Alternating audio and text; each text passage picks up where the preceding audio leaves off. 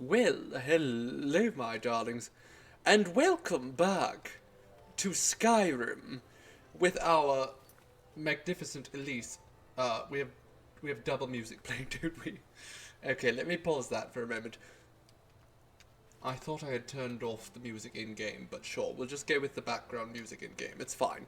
Hello, hello, my darlings, and happy Tuesday to each and every one of you out there. Now, I'm sure many of you know we were meant to be playing Vampire the Masquerade today. Unfortunately, our storyteller is feeling under the weather, as is dear Robot Rainbows, who was meant to be playing with us. So, all in all, and there was Graham Gents also not feeling well. So, three of the group not feeling very well. So today we're just going to play vampires in Skyrim instead. Hello, Robot Rainbows. Hello, Chaos them. Human flesh. It's because it tastes good, Inigo. Hello, Green Tongue Georgie. Good morrow from sunny Sydney. Oh, well, how wonderful. Do tell me how Wednesday is. I'm looking forward to it, but I wouldn't mind a few spoilers. It was not going to happen tonight. No, not at all. So it's for the best, really, that the whole thing got cancelled, because, you know, so many of the party just weren't feeling up to it. You like the beard? Well, thank you, Sang de la Pure. Yes, I've sort of let it come in during the holiday season. Hello, Yali. Hello, Luva, darling. You're also playing Skyrim. And 10 streams. My goodness. I thought your stream was going to end recently. But how wonderful that you still managed. Now we might be having a little bit of a glitch here. Let's ignore that. Let's actually recap where we are. Where we are now. Last session we played for quite a while, I believe, and we took our dear Rigmore. I say dear, loosely. To try and find her mother, and we saved her mother, but then Rigmore got captured. Which thankfully means we no longer have to deal with her. We're free. No more children. No more ward. It's all done. We're free from responsibility. Now all we have is Inigo, Serana. I don't think this is the right Serana either. There's something just off about her. I can't quite tell. This is Pizza Rat. He's charming. Isn't he a handsome boy? Look at him. He's smiling at us. He knows that he's a good boy. Thistle, who's sort of just along for the ride. And Hollis. And we'll see them all in a moment. Oh, that's not what I wanted to do. I wanted to eat them all. Okay, well, never mind. But today I think it's about time that we start, I think... Well, actually, we're supposed to ask around the College of Winterhold for moth priests, so let's go do that. My hair looks shiny today. Well, thank you, Chaos, then. You know, I do my best to keep it healthy. Hey, even I can get tired every now and then. Finally, a place to just relax. Stop pretending to be Serana. I know you're faking it. But yes, the trick to smooth hair is just drinking copious amounts of scotch. Delicious. Oh, wonderful. Okay, oh, that doesn't seem right. Nothing here seems right. You know, this is the College of Winterhold, though, so one more or less expects things to be a little bit wonky. The textures really aren't happy. You're absolutely right about that, Bloody Rose. Alright, let's go talk to the old Orc Man. Hello, Orc Man. Do you have to wrangle the new Sky... Was there a new Skyrim update? In the year of our Lord, 2023? What the... Well, no wonder everything's bugged then. Oh my god. Okay. I wasn't aware there was an update. So, things are going to be operating, probably not very well. We'll see what happens. Oh my god. Orcman, have you left? Is he he's hiding? Okay, this I was not aware that they added paid mods. Those bastards. Bethesda has really just screwed the pooch, I must say. I have lost all faith in them. They used to be one of my favourite creators. And now it's just... I despise them. Hello?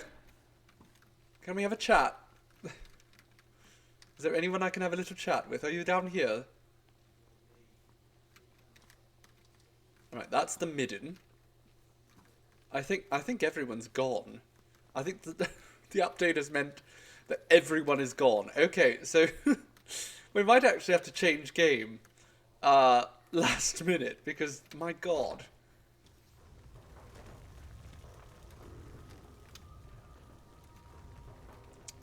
That is so frustrating. You know, you think you're safe. Still updating 12 years on. Well, that wouldn't be a bad thing, Dragon Questing, if they weren't updating just to add paid mods. My god, the bastards. Okay, oh good. There you are. Oh, we don't want to eat him. Yet. What are you looking at? I need to find a moth priest. A moth priest? What in oblivion do you need a moth priest for? I'm going to enslave him. My business is my own. I'm the archmage, so maybe shut up and tell me what I need to know. Fine, fine. No need to get your britches in a twist. The obvious answer is to go to the Imperial City. No. The moth priests make their home in the White Gold Tower. Sometimes they go out looking for Elder Scrolls. Lucky for you, there's a moth priest in Skyrim right now, doing just that. How fortuitous. He stopped in to do some research in the library, then left for Dragonbridge. If you hurry, you might catch Again, I'm the archmage, and you didn't even tell me that there was a bloody moth priest here. What do you want? I am half tempted to kill you just for that. I swear to God, no one here respects me. No one here shows me any damned respect.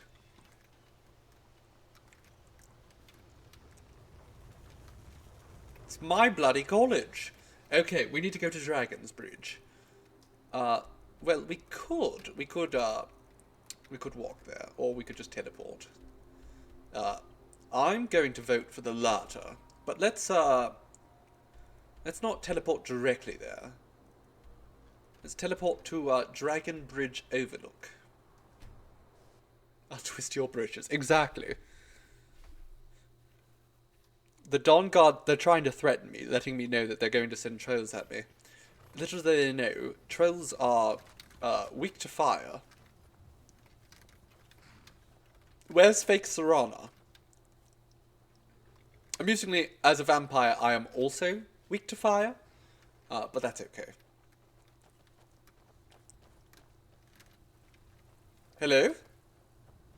Serana?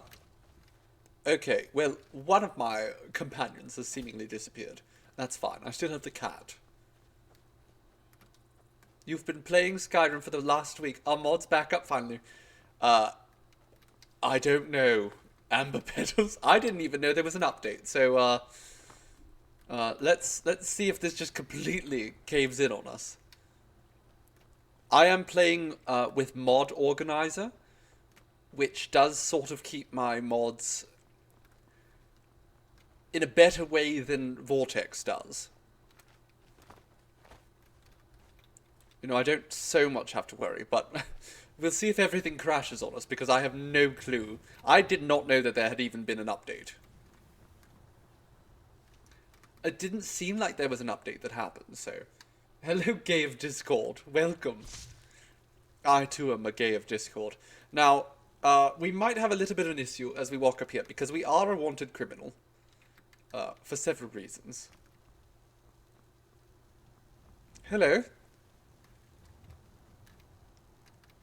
Alright, he seems fine. He's a good boy. Where's the inn? I need a drink. Wait, Twinsies. I know you. No, you don't. I mean, probably you do, because I'm world famous. Four Shields Tavern. Let's just hop in here. Come on in. Let me know if you need me.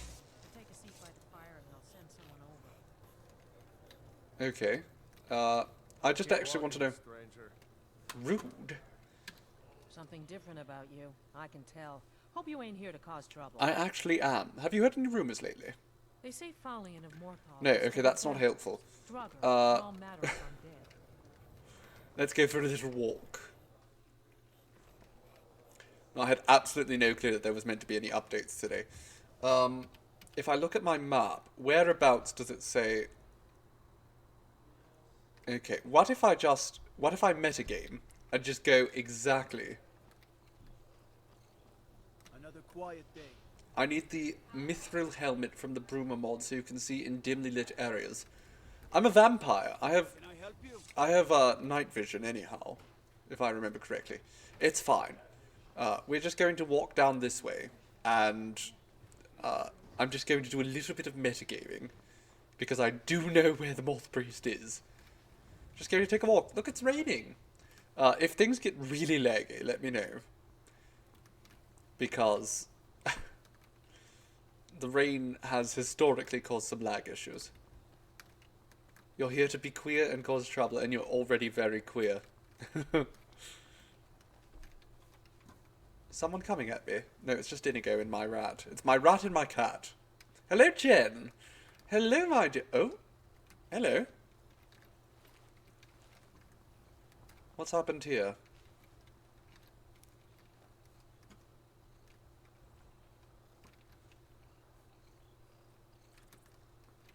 A vampire. Okay, what does this vampire's note say?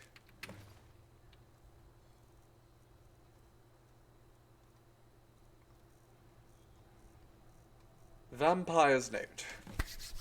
I have new orders for you. Prepare an ambush just south of Dragon Bridge. Take the Moth Priest to Four Bears Hangout, or Holdout rather, for safekeeping until I can break his will. Malchus. Alright, Malchus, you bastard, I'm coming for you. This is my Moth Priest.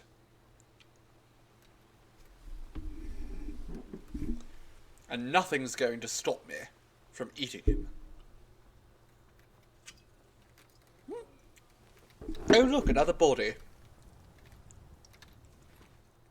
Merchant's Journal. What does this say?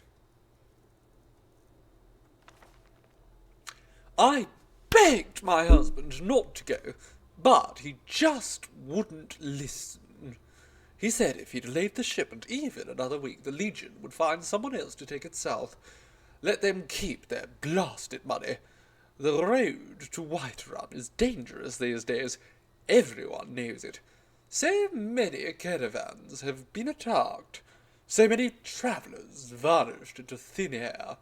Some say it's only bandits, but there are rumours of worse. Goblins, ghosts, witches. 20 years we've been married now, and I can't bear the thought of losing him. I'm not letting him go alone, not this time. We live or die together. Mara preserve us. Well, it looks like the latter happened, my dear. You died. Let's just, can we...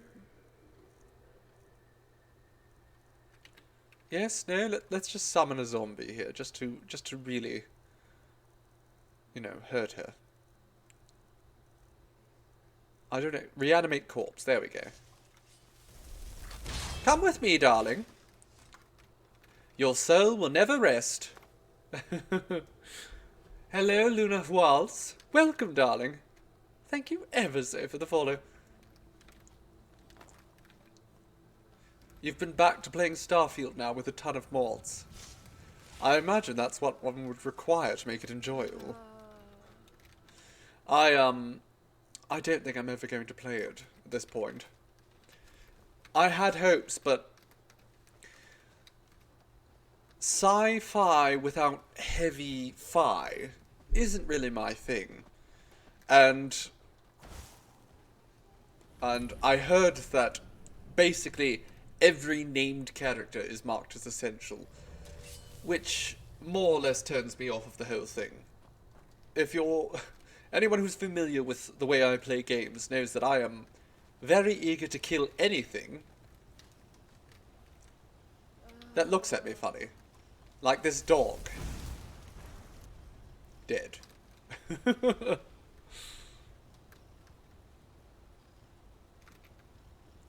Hello. Wait, no, let's not do that. Let's... Absolutely, let's do this. There we go. Alright, have some fun. Start killing your friends, please and thank you. Hello, Creature X Cassie. Welcome. You have perfect timing. We've only just begun.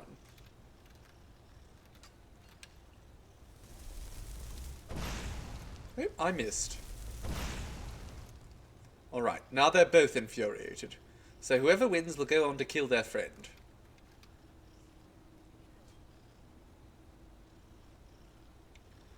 There we go. Just keep attacking each other.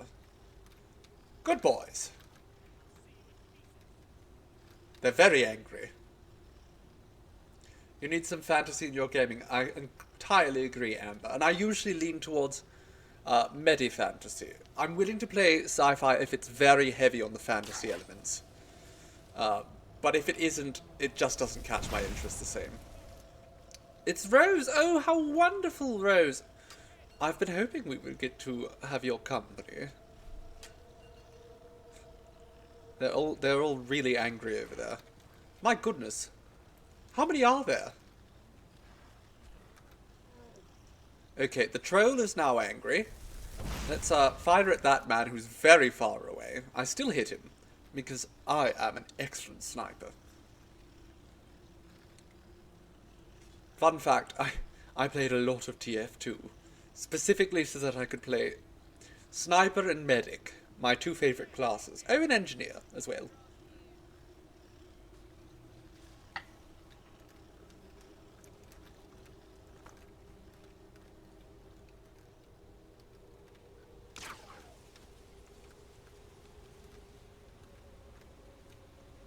Okay, well let's just keep moving. It's a little bit dark, but that's fine.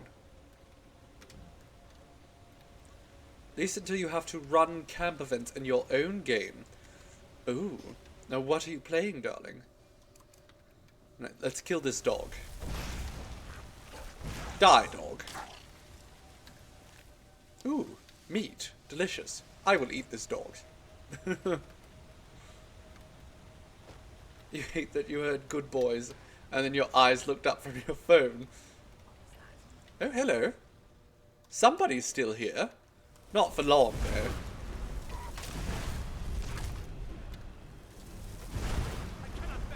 No, you can't. So I'm going to just punch your heart out.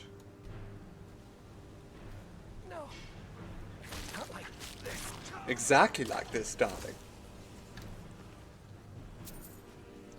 Alright. Now, die like a good boy. Who's next? Step right up and die. Did the Dawn Guard do this? I thought I was supposed to be the bad guy. You're a medic heavy maid. Put up a hell of a fight. See, my problem, They turned him? Oh my goodness. Okay, so they haven't seen us yet. It's fine. What you don't know until we get him out of here.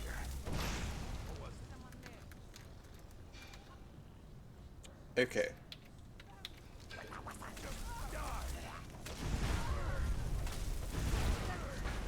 Alright, you two, have fun. I'm going to actually fury this other man. Oh my goodness, his head has been removed.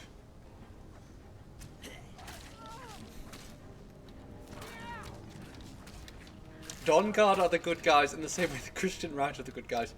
I'm not so sure about that. I mean, the vampires are pretty undoubtedly bad in this.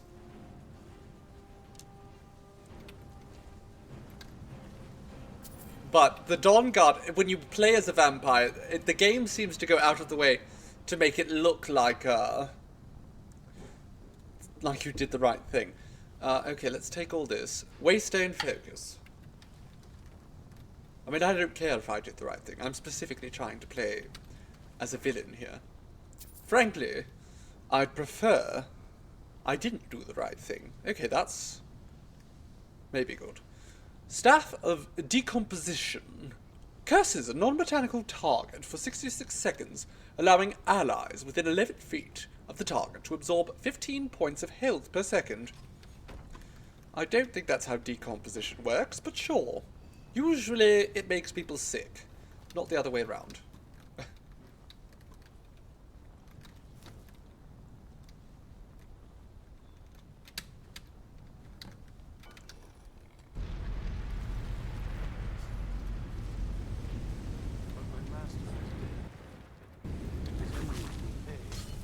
Oh, sir, do you really want... Oh my god, he actually is doing some damage, isn't he?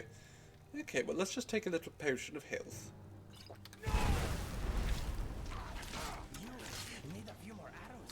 You're right, he does. Oh, now he's throwing fireballs. That's my shtick. Okay, vampire seduction.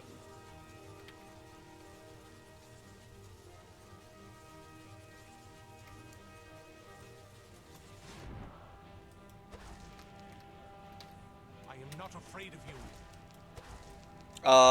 Well, that's a bit of an issue, isn't it?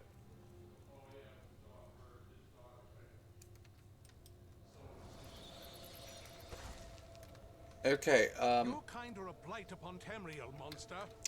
Threaten me all you like. It won't matter. I am not afraid of you. Threaten me all you like. It won't matter. okay, well, apparently... What if I just... Wait 20... Okay. What if we wait an hour? Can I then try this again? No? Okay, let's wait 24 hours. Fingers crossed.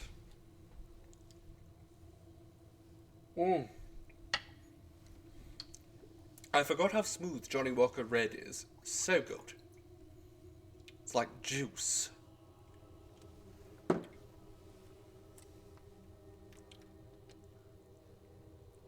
Part of the charm of Skyrim is the bugs. But this is a rather debilitating bug. If Serana drinks a blood potion... Okay, let's quick save before we even try this again. Swap to vampire seduction. If you think I'll help you, you're mistaken. There we go. And let's enthrall him. Alright, bitch boy.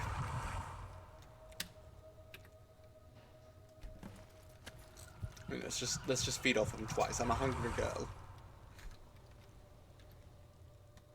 By the divines, it's as if my eyes have been opened.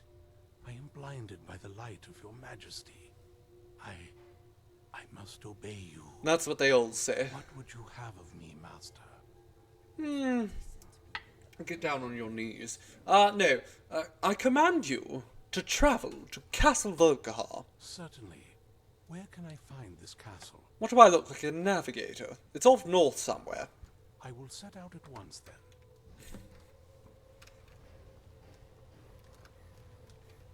Alright, goody goody. We're all done. Let's go talk to Harkin. Actually, Malchus. Does Malchus have anything for us as well? No? Yes? No, we took all of his stuff. And Vanek, we took all of... Well, let's take the ale.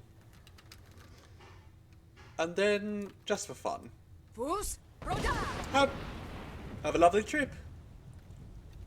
They'll be fine. They'll be fine. Look at, there he goes. Having a lovely time. Oh look, another dead dog. Off in the river you go, dead dog.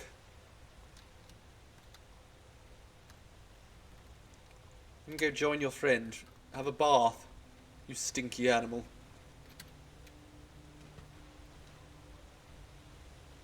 We are getting wet. Well, the dog is. But, if you'd like to take a bath as well, Inigo. You know. I won't stop you. Enjoy. Be sure to wash behind your ears.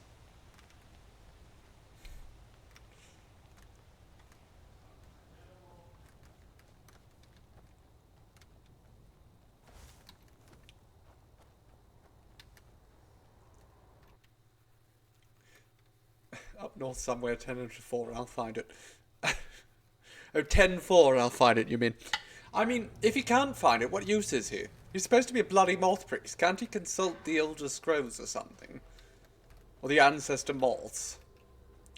What use is he if he can't even find a castle?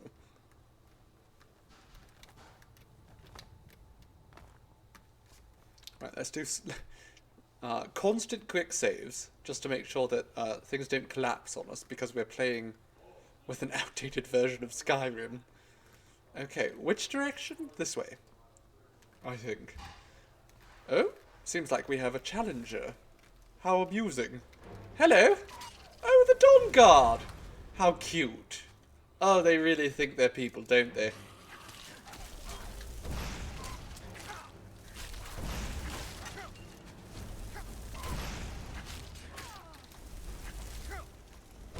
Alright, my rats are dealing with that one.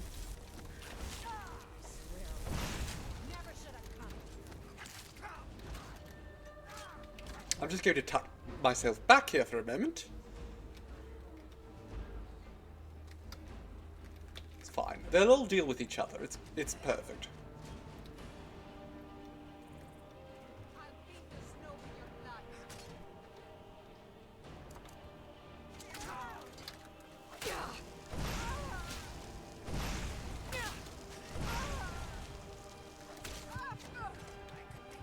Oh, goodness. Well. Oh. An error happened. Apparently she almost killed me there. Or she did basically kill me. But as a vampire, I survived. She just hit me once. Ooh, horse meat. Delicious. That's a favourite. Are these heartbeats going to end anytime soon? No? Can I if I heal myself up, will that help it?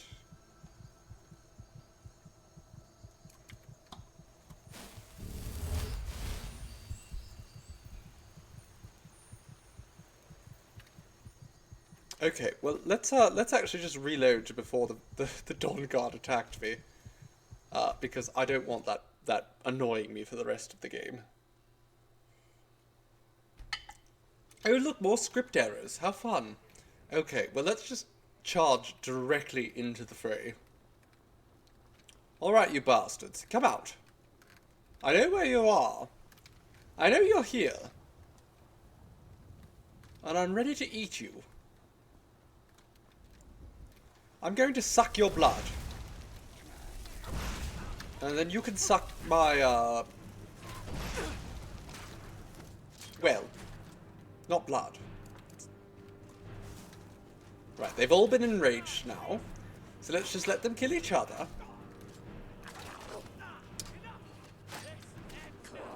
Excuse me.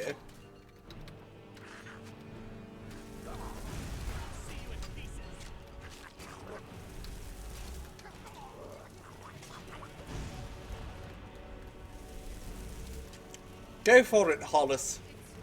Kill her.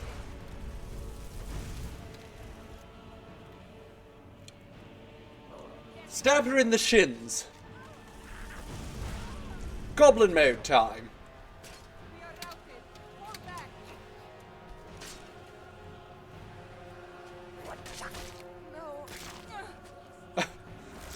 Oh yes.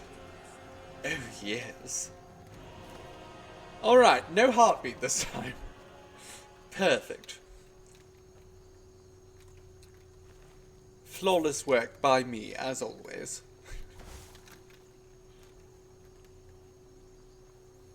Okay, off we go, across Dragon's Bridge.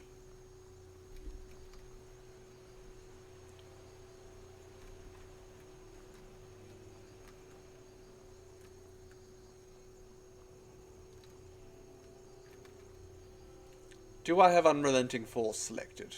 Yes, of course. It's very important that I always have Unrelenting Force selected. It is by far the most important shout in this game. Is it the functional best? Perhaps not. But it's the most fun. And really, when you're playing a video game, what matters more than fun? It's like, when I'm playing Baldur's Gate, is throwing one enemy into another enemy the most effective course of action? Probably not, but it's always the most fun. Thank you for the follow, my dear Rose. I'm so delighted to have you here for a stream. I know you. No, you don't. And in fact, Whoa. Watch the magic. you all just... Can you distract him for a moment while I eat his ass? You're that one from the college. Heard about you. Yes, I'm the Archmage.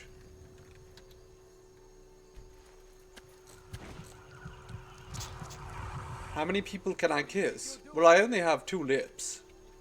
But, I do have all the time in the world.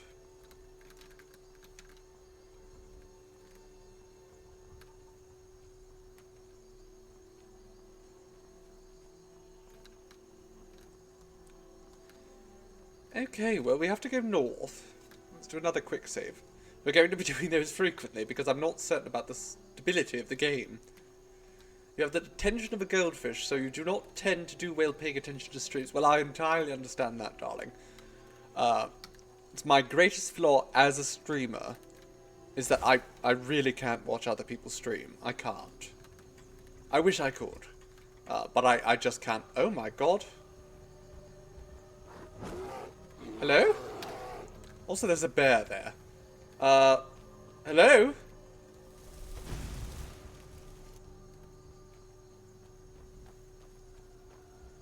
Okay, have fun. Odd, isn't it, Mr. Bear?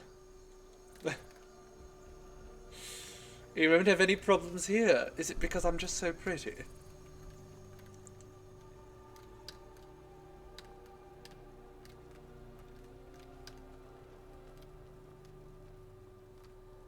Indeed, the Headless Horseman has made an appearance for me.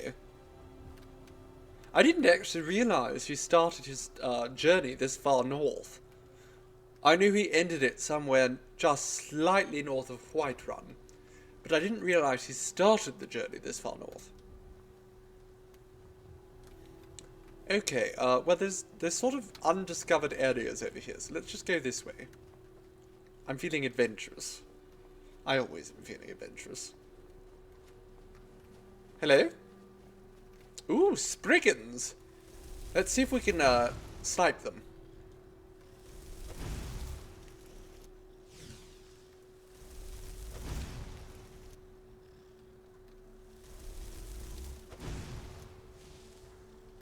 Okay, well that's 1 dead. That's 2 dead, it looks like. And I do believe I hit a 3rd there. Oh, how cute. She sent a fox after me. Right, well, good luck with that.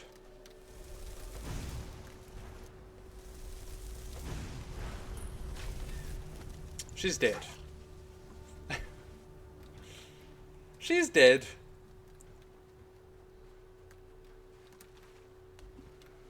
Is it a trick question? No, I just like to hear it out loud.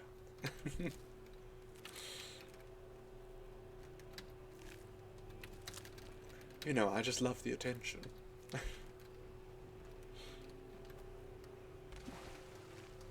Wait, am I walking on the water properly? No, I'm not. I'm supposed to be able to walk on the water as a vampire, but doesn't seem to be happening properly. Okay, there's a hole over here.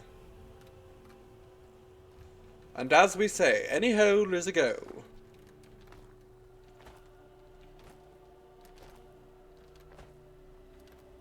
Pine Moon Cave. Sure, let's go inside.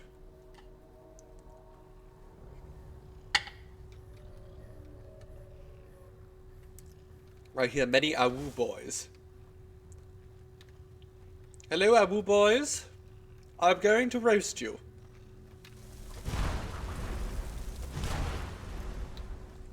Where's your mother?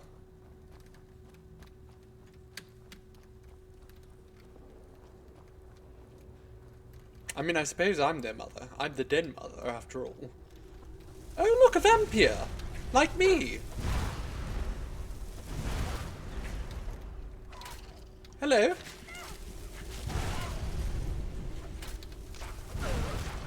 killing my rats.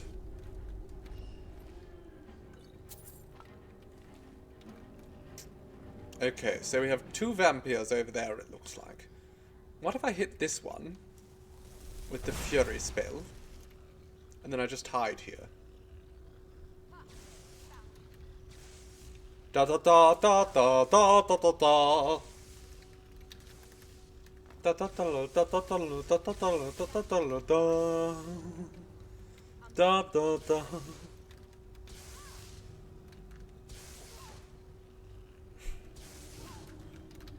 Hello, Batty Dwar. I'm not certain what you just said because OBS has shown me just nothing in your actual message. But hello and welcome.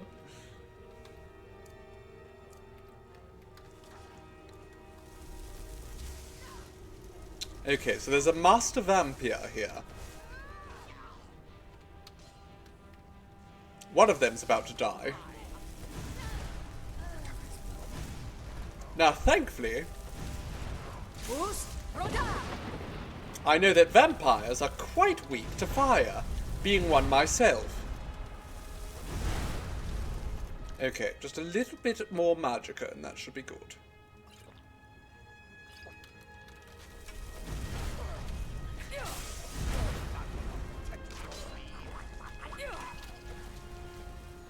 Oh, goodness.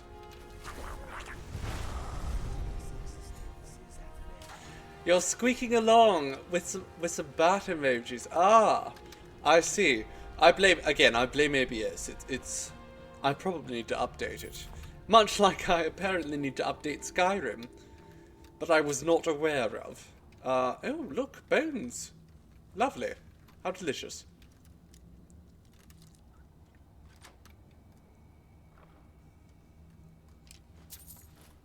Nice. Your friend says that you're one of my simps, but you just say, how else do I support your hot friends? How else do you support your hot friends, rather? No, I mean, that's exactly it, darling. Simping is the best way to support your hot friends. Incident at Necrum. Interesting. The situation simply is this, said Flaxith, his face as chiseled and resolute as any statue. Everyone knows that the cemetery west of the city is haunted by some malevolent beings, and has been for many years now. The people have come to accept it. They bury their dead by daylight, and are away before Massa and Secunda have risen and the evil comes forth. The only victims to fall prey to the devils within are the very stupid and the outsiders. It sounds like a natural solution to filtering out the undesirables, then, laughed Nitra, a tall, middle-aged woman with cold eyes and thin lips. Where is the gold in saving them? From the temple. They're reopening a new monastery near the cemetery, and they need the land cleansed of evil. They're offering a fortune. So I accepted the assignment with the caveat that I could assemble my own team and split the reward. That's why I've sought you each out. From what I've heard, you, Nitra, are the best bladesman in Morrowind. Nitra smiled her unpleasant best. And you, Osmic, are a renowned burglar, though never once imprisoned. The bold-pated young man stammered as if to refute the charges before grinning back. I'll get you in where you need to go, but then it's up to you to do what you need to do. I'm no combatant. Anything Nitra and I can't handle, I'm sure Masitha will prove her mettle, Flaxith said. Turning to the 4th member of the party, she comes on very good references as a sorceress of great power and skill, like myself. Masitha was the picture of innocence, round-faced and wide-eyed. Nitra and Osmic looked at her uncertainly, particularly watching her fearful expressions as Flaxith described the nature of the creatures haunting the cemetery. It was obvious she had never faced any adversary other than man and mer before. If she survived, they thought to themselves, it would be very surprising. As the foursome trudged toward the graveyard at dusk, they took the opportunity to quiz their new teammate. Vampires are filthy creatures. You bastard, said Nitra. Disease-ridden, you know. I am not disease-ridden, okay? My doctor says I'm very clean. They say after the West, they'll indiscriminately pass on their curse together with a number of other afflictions. They don't do that here so much, but still you don't want to leave their wounds untreated. I take it you know something of the spells of restoration if one of us gets bit. I know a little, but I'm no healer, said Masitha meekly. More of a battle mage, asked Osmic. I can do a little damage if I'm really close, but I'm not very good at either. I'm more of an illusionist, technically. A woman after my own heart. Nitra and Osmic looked at each other with naked concern as they reached the gates of the graveyard. There were moving shadows, stray spectres among the wrack and ruins, crumbled paths stacked on top of crumbled paths. It wasn't a maze of a place. It could have been any dilapidated graveyard, but even without looking at the tombstones, it did have one very noticeable feature. Filling the horizon was the mausoleum of a minor Cyrodiilic noble official from the second filthy of mind rape. That's absolutely true, Amber. Quite filthy of mind, but that's not infectious unless I start talking about it. A minor Cyrodiilic official from the Second Era, slightly exotic but still harmonizing with the Dunmer graves in a complementary style called Decay. It's a surprisingly useful school, whispered Masitha defensively. You see, it's all concerned with Magicka's ability to alter the perception of objects without changing their physical compositions, removing sensual data, for example. To cast darkness or remove sound or smell from the air, it can help by.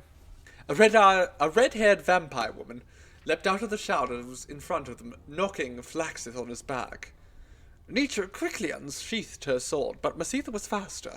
With a wave of her hand, the creature stopped, frozen, her jaws scant inches from Flaxith's throat. Flaxith pulled out his own blade and finished her off. That's illusion? Asked Osmic. Certainly, smiled Masitha. Nothing changed in the vampire's form except its ability to move. Like I said, a very useful skill. Flaxith, they're so Welsh. Proper Welsh name. The four climbed up over the paths to the front gateway of the crypt. Osmic snapped the lock and disassembled the poison trap.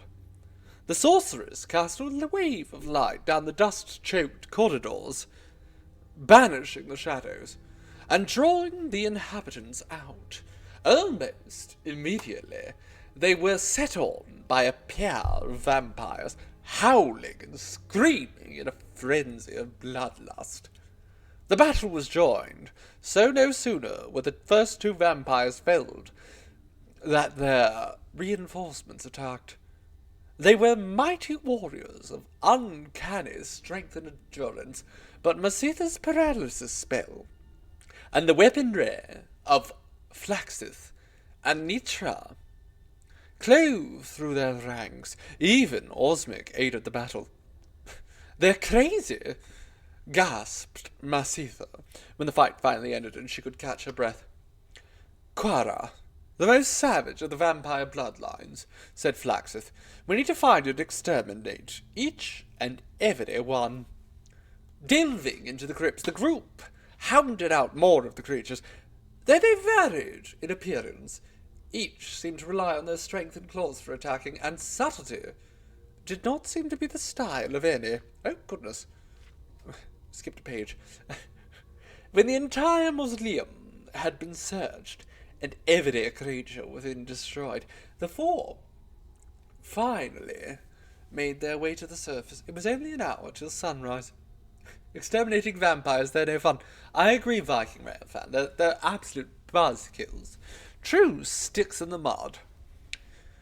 There was no frenzied scream or howl. Nothing rushed forward to attack them.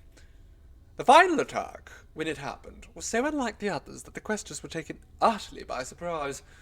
The ancient creature waited until the four were almost out of the cemetery, talking amiably, making plans for spending their share of the reward. He nudged carefully who would be... Oh, judged, not nudged. Carefully who would be the greatest threat, and then launched himself at the sorceress. Had Flaxith not turned his attention back from the gate, she would have been ripped to shreds before she had a chance to scream. The Oh, goodness. Do you think it's the scotch to blame? Probably not. I could use some more.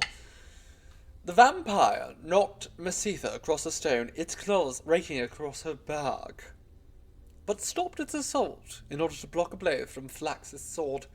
It accomplished this maneuver in its own brutal way by tearing the warrior's arm from its socket. Osmic and Nitra set upon it, but they found themselves in a losing battle. Only when Masitha had pulled herself back from behind the pile of rocks, weak and bleeding, that the fight turned. She cast a magical ball of flame at the creature, which so enraged it that it turned its back to her. Nitra saw an opening and took it, beheading the vampire with a stroke of her blade. So you do know some spells of destruction, like you said Nitra. And a few spells of healing, too, she said weakly, but I can't save Flaxith. The warrior died in the bloody dust before them. The three were quiet as they travelled across the dawn-lit countryside back towards Necrum. Masitha felt the throb of pain in her back intensify as they walked, and then a gradual numbness like ice spread through her body. I need to go see a healer and see if I've been diseased, she said as they reached the city. Meet us at the Moth and Fire tomorrow morning, said Nitra. We'll go to the temple and get our reward, and split it there. 3 hours later, Osmic and Nitra sat in their room in the tavern, happily counting and recounting the gold marks. Split 3 ways, it was a very comfortable sum. What if the healers can't do anything for Masitha? Smiled Osmic dreamily. Some diseases can be insidious. Did you hear something in the hall? Asked Nitra quickly, but when she looked, there was no one there. She turned, shutting the door behind her.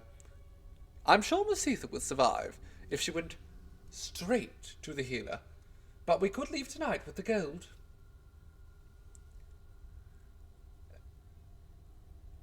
Let's have one last drink to our poor sorceress, says Osmic, leading Nitra out of the room towards the stairs down. Nitra laughed. Those spells of illusion won't help her track us down, as useful as she's saying they are. Paralysis, light, silence, not so good when you don't know where to look.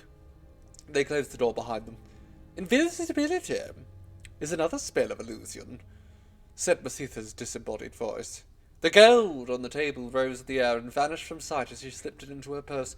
The door again opened and closed, and all was silent until Osmic and Nitra returned a few minutes later. Scandalous reward is a scam. Oh, goodness, no, we didn't. Oh, hello, Stormraven, darling, welcome. You made it in time for Saucy Story Time. Yes, I'm making it my mission to actually read all the books this time. Welcome, perfect timing you have.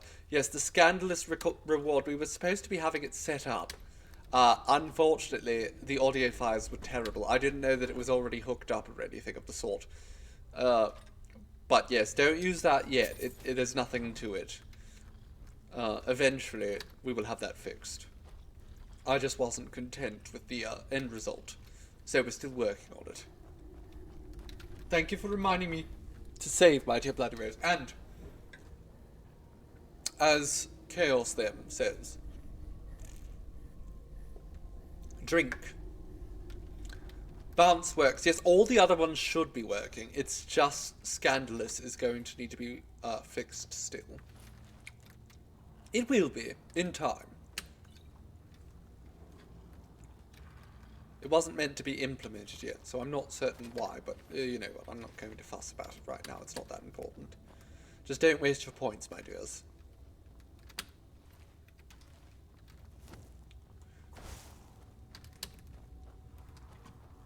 Okay, well, let's keep going north and find our vampire friends.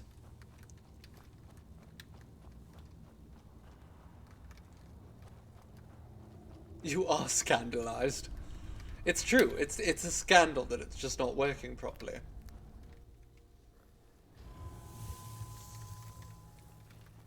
Well, if you're going to call me good boy after I drink, I'm not going to drink anymore, darling.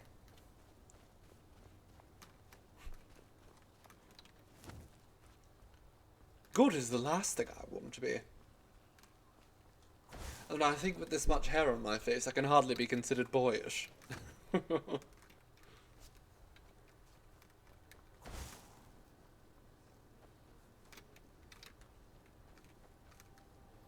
Alright, let's keep heading north.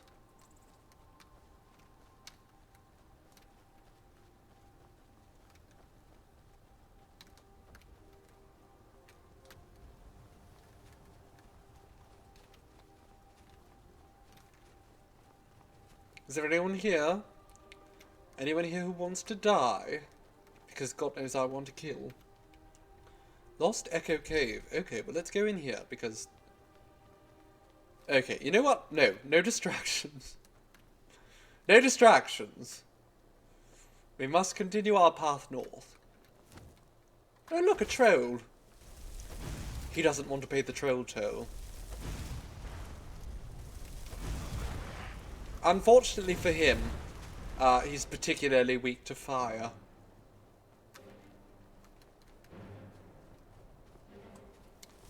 So is he. Oh, but not if I don't hit. Oh, but there's... I did hit another frost troll. By some miracle. Okay, I think the sun has come up, unfortunately. When the sun comes up as a vampire, I no longer am able to regenerate my magicka. That's the whole point of Skyrim, and that's why you haven't beaten it after 12 years. That is very much the point of Skyrim, to just get distracted constantly. Hello! Good work, Hollis. Wonderful.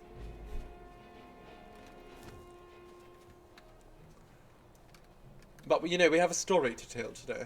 Perfect for someone with ADHD like yours truly. I know how it feels. I mean, that's one of the things about Skyrim I do love. And it's one of the reasons I couldn't quite get into Starfield again. It just... Starfield has the same problem with Oblivion for me, and that is that there's a lot of things to do, but I don't feel like I'm actually accomplishing anything. I'm just sort of spinning my wheels. Because I go to one, you know, dungeon or whatever, and it's the exact same as the last 5 dungeons I was in. And there's nothing necessarily unique about it.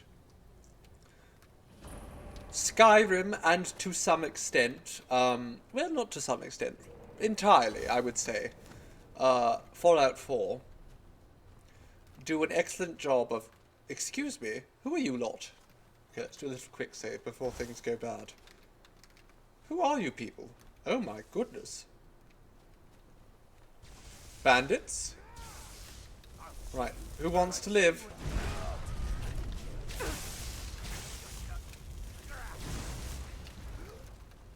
Excuse me? You're tucking back into New Vegas lately. Oh, well, New Vegas is a classic.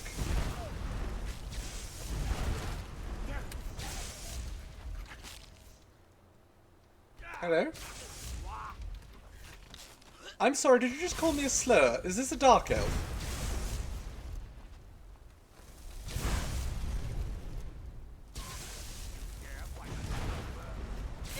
Oh yes, it is a dark elf. He called me a slur. The bastard. Hello, Lady Bionics, darling. Welcome. Thank you ever so for the follow.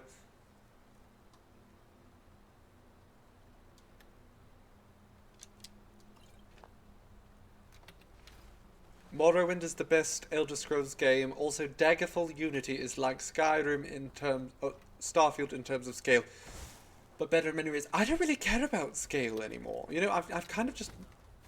Excuse me? Hello? Oh, hi. Well, I found our next target. Touch of Death, sure.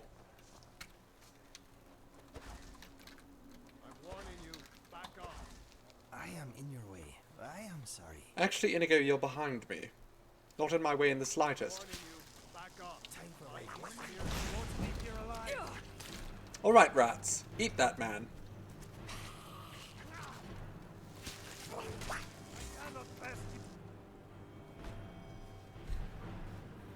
Did you just see seduce? Yes, I do have vampire seduction.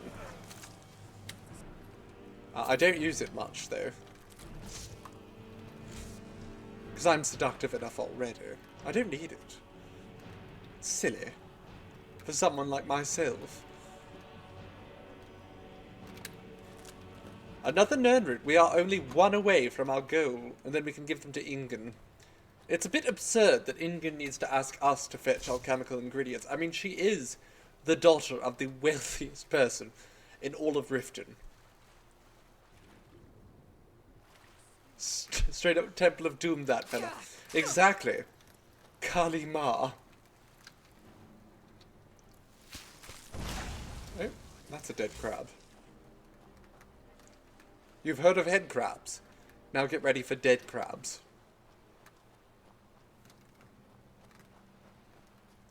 Okay, looks like we are getting close to Castle Volkihar. Now you want crab legs. So do I, darling. Unfortunately, crab season was buggered for this year and last year. Terrible shame, that. Global warming. If only someone saw it coming.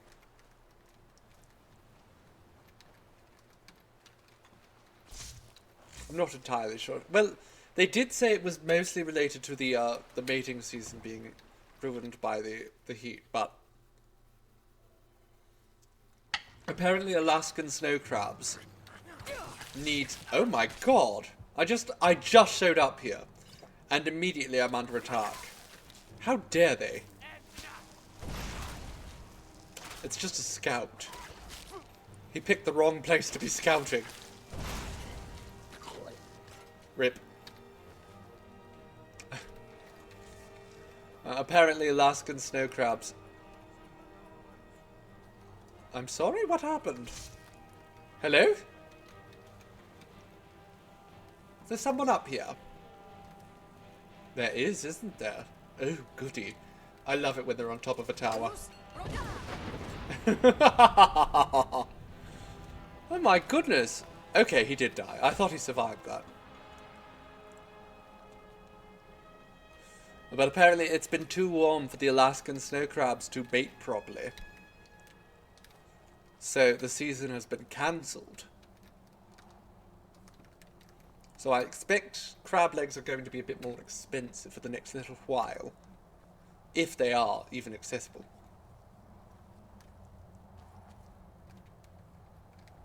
Get rid of this nonsense. Who put their clothes out here? Where's the doorman? The doorman should be keeping this pathway clear.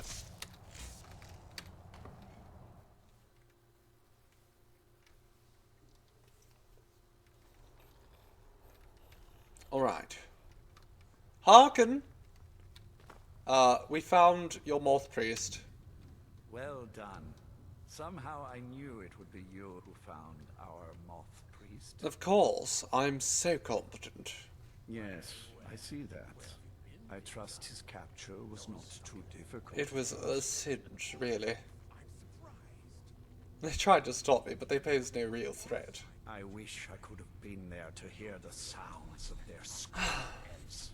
It was beautiful, Your really. call awaits, and we have given him the Elder Scroll. Command him to read it, and let us hear the words of prophecy together. Can I choke him out first? Sounds like fun. Okay, there we are. Now, be a good boy. Master, I have done as you asked and traveled here. Yes, I'm glad, my slave. Master. I have a new task for you, boy. What is it that you need He says to do? to the bearded old man, you must read an Elder Scroll. Ah, yes, the Elder Scroll. I admit, I am looking forward to this. I'm sure you are. Begin reading, slave. Of course, Master. I'm going to slap him for good measure, just right across the face. Even though he does what I ask. He looks very, very slappable, doesn't he? It's because he's just so poorly dressed. There's nothing appealing about him, is there? What are you wearing? It's just terrible. Master, I have done... I told you, I need you to read for me. Read an Elder Scroll. Ah, yes, the Elder Scroll. Then begin reading. Of course, Master. Do it. Where's Serana? Serana! Does she still have the scroll?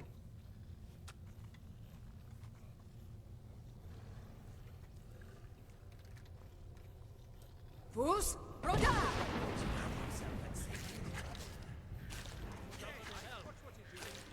That's okay. No, we don't need to kill him.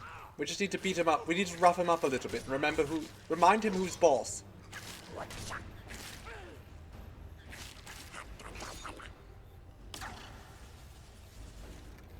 Alright. Master. Now, read the damn scroll. Ah, yes, the Elder... Of course, Master. Do as I tell you, boy. The hell's Serana? Leave me in peace. Leave me in peace. Just starts mowing down on this person's leg. You're welcome here. As long as you don't overfeed on... Serana, where the hell are you? I swear to God, this girl. So strange seeing him from the non-Dawnguard side of his quest. Do you always play with the Dawnguard? I usually side with the Dawnguard, just because Harken's ridiculous. And you still get Serana. I mean, let's be honest, that's all anyone really cares about in the Dawnguard questline is Serana. Hello, Plebrock. Welcome, darling. Thank you ever so for the follow. Serana drinks a blood potion. Yes, but is she here?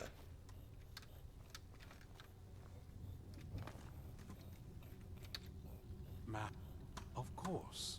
What is... Ah, yes, the Elder Scroll. Of course, Master. Are you going to do anything for me? I'm worried the game might be bugged now. All of the vampires are in blackface as well. Almost all of them. She's in blackface. Life here has many advantages. He's a dark elf, so I'm not sure if it counts as blackface. He's in blackface. He's in blackface. She's in blackface. I have kept my end of the bargain. Now, She's also in blackface. Oh, I think I pointed out her first.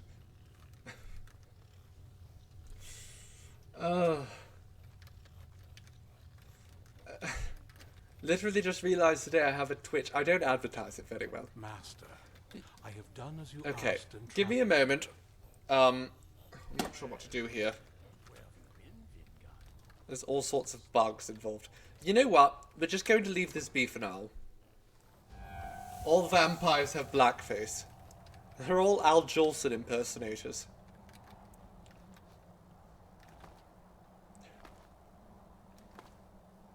Nothing could be finer than to be in Carolina in the morning.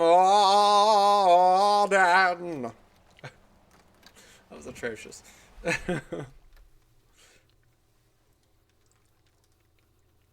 Faithy, darling, oh, it's been ages since I saw you. I do hope you're doing well.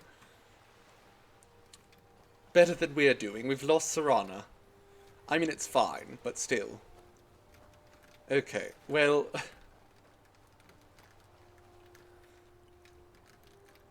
My greatest shame is that I own like 5 or 6 Al Jolson vinyls. I don't listen to them. And the man was long dead after I bought them. But still.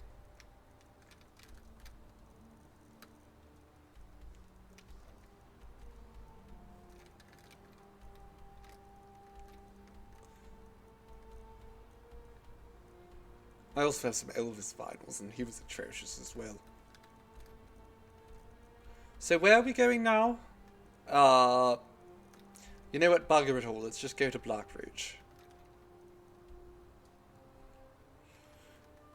Back in school, torturing yourself with a master's degree. My goodness, that is indeed torture. I'm so delighted to be able to bless you.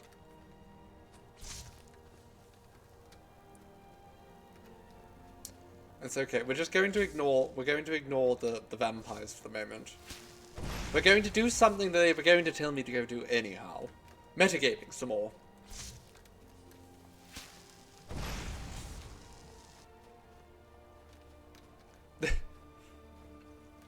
that wolf is fighting an ice wraith. Is that a wolf or is that a snowy saber cat? Either way, it's furry, and fur means flammable.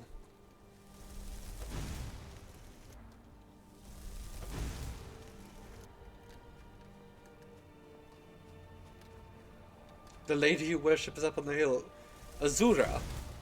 Azura is one of the best of the Daedra, certainly.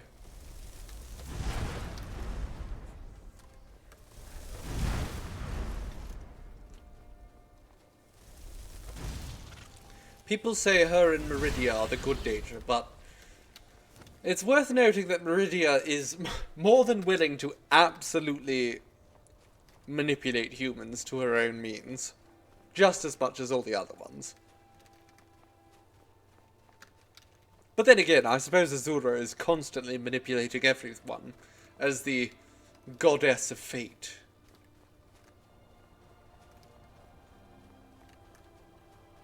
Her scene isn't so bad. I suppose it depends on your context. In fact, sometimes I think the dark is afraid of me. I'm sure, Catboy.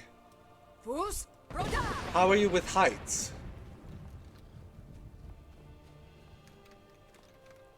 I got the cat lost in a little crevice. A new hand touches the bacon. Yes, exactly. Oh, okay, here we are. Down, down, down we go. Where was stop? Somebody, I'm sure, knows. What the hell just happened? Oh, there's a nasty little spider boy.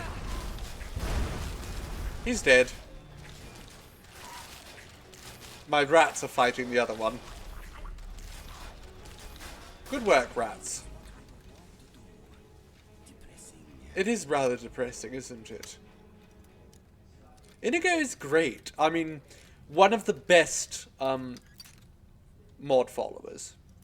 I've tried most of the more developed follower mods, and Inigo is probably my favourite. Sophia's quite funny, but a little bit too sexual, to the point where it doesn't even really strike me as realistic. Like the innuendo she says, there's no way anyone could say those things and not realise they were being dirty. Okay, let's see if we can find the sweet spot. Oh, very close. There we go. I'm very good at finding the sweet spot. I almost never put any points into lockpicking. Hello?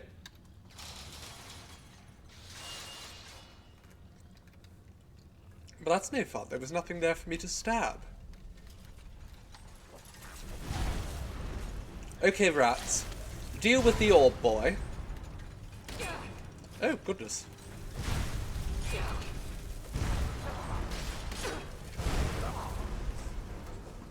I don't think they were ever not at peace, Inigo. They were robots. But it occurs to me that maybe I should swap to some lightning or something. Do I have any lightning? Is lightning more or less impactful against... I don't actually have any lightning, do I? Sparks, that's it. That's nothing. Riftable, let's go with it. Ice is most effective, is it? Okay. Well then, let's do that. We have Ice Spike. Perfect. You tend to just flail until they stop moving. That's usually what I do, Viking Railfan.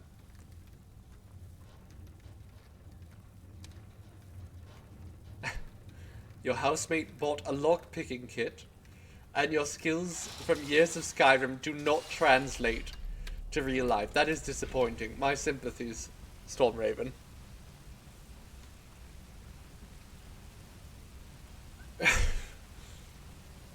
Alright, you lot. You're just going to be at that for a while. We just undo that.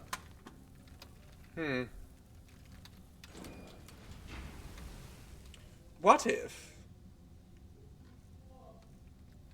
I'm not sure what to do about that. Do I have a potion? Potion of fire resist anywhere? I just drank something. I don't know what it was. You know what? It's fine. We can handle a little burn. Ouch. Yes, ouch indeed. Okay, well they definitely don't care about Ice Spike. That does nothing.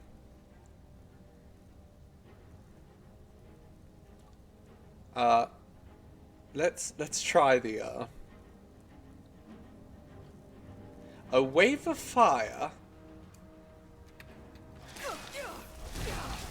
Oh well, that seems to do the job.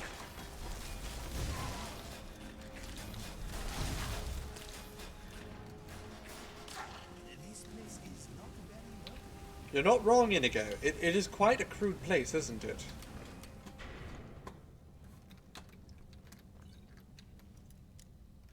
Off to play Skyrim yourself? Well, thank you for dropping by, Amber. Do enjoy your evening in the north.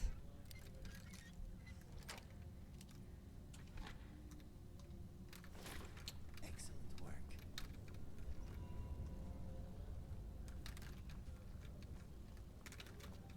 Okay. Oh, who are you? Jorid. Do you have anything to... No, he doesn't have anything to read. Okay. Well, Jorid. Oh my god, you're very lightweight, Jorid. How is your body so light? Or am I just that strong? Oh wait, there's another person here. Fuldrin.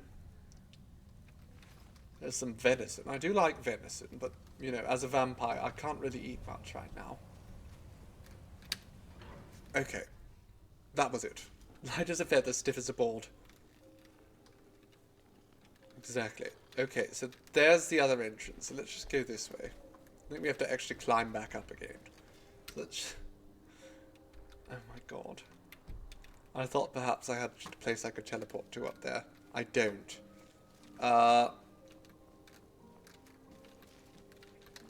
Let's do things the old-fashioned way. Which is just... toggle collision off and go back up here. Because I'm lazy. I don't want to do it all manually. Wonderful. The power of cheating. Sometimes it's just vital. Absolutely necessary. He's on the keto. He absolutely is.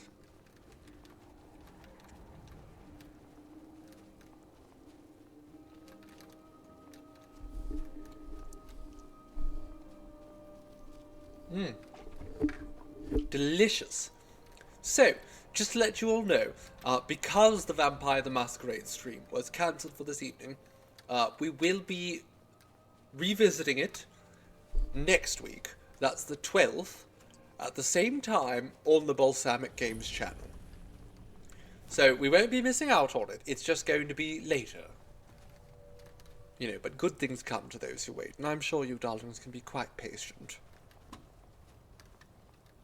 Right, where's the entrance? There's a chest here. I don't actually care about its contents. As a rule, I don't care about the contents of any chest, but lockpicking is free experience. What am I drinking? Well, at the moment, this is just water. I was drinking scotch, but then I ran out. See, unfortunately, no more scotch. But I do have some rye upstairs, and I'm going to go grab that in probably about 10 minutes or so. We'll take a break, and I'll go grab some rye.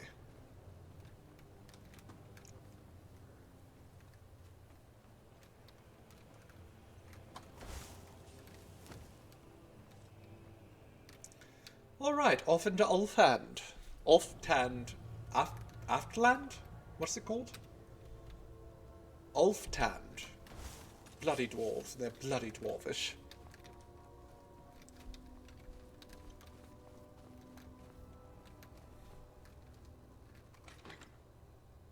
Necklace of extreme deft hands. Well, I don't need a necklace for that. I already have extremely deft hands. Conjuration spells are 50% more powerful. Well, that seems excellent.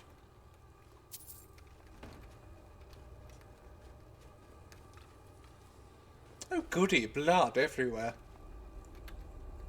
How have I... I've already... Ah, that's it. This glass battle axe of flux. Well, I'll have to keep that in mind. And just toss it if we can't reach an enchantment bench. You have to work at 5:30 in the morning, so drinking now would be a questionable choice. It certainly would be. I know you were trying to keep it for yourself, Cesar. You always try to keep it for yourself. No, there's got to be more skooma. Skooma? Shut up! Don't lie to me, Cesar. You hid it. You always try to steal it from me. I want the skooma. I have some skooma. But I want more. Give me the skooma, cat.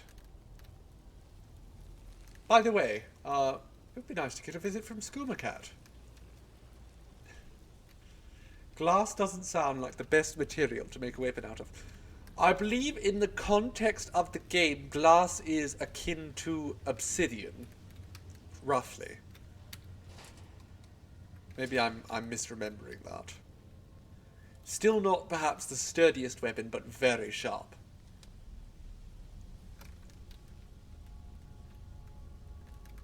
You're back with microwave ravioli.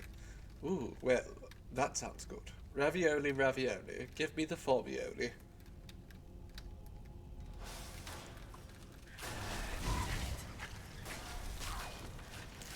It's okay, my rats will kill him. They are dead. Good job.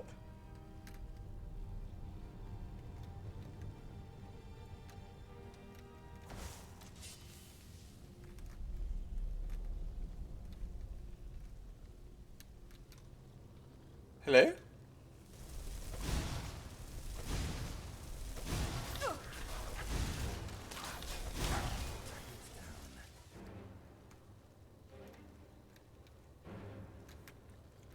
Kitty cat, where are you? Come here, kitty kitty. I promise I won't kill you, kitty kitty. And wear your coat as a fur. I swear it.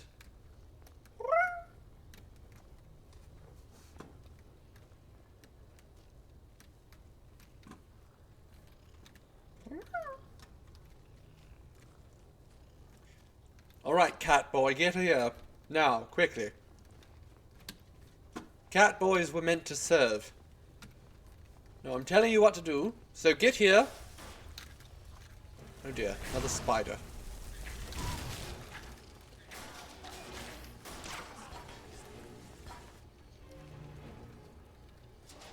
Wonderful. He's dead. What? Who is this, brother? Another of the smooth skins looking for food? Do I have invisibility at all? I want to sneak up on the cat boy. I don't. With us?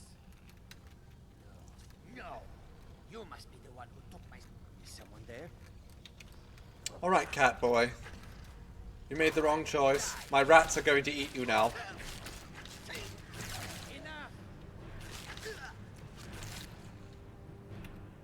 Let's just pick his pocket, why not? No, he's a bit busy, apparently. Just rip out his heart. Kalima! Cat boy. He won't be anymore.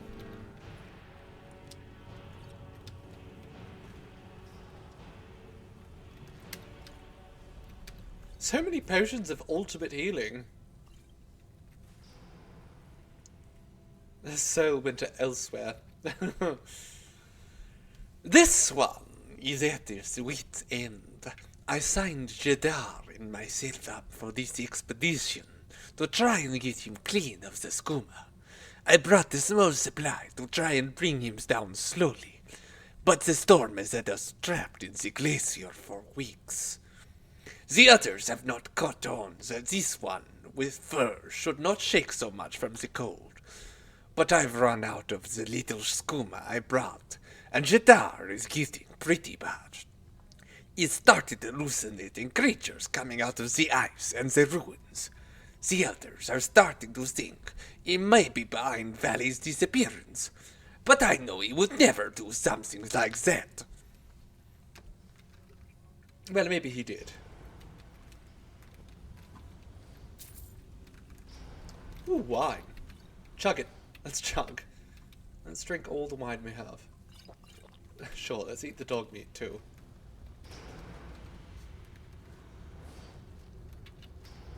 Is this...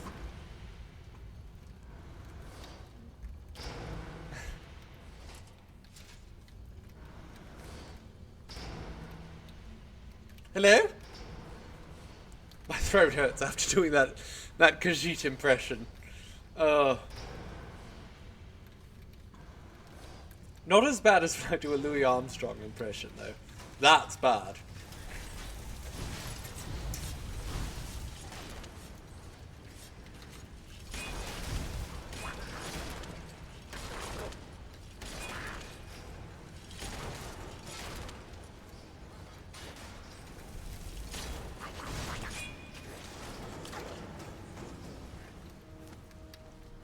Well, I wasn't particularly worried, Catboy. What's this? A black soul gem. Oh, I love those.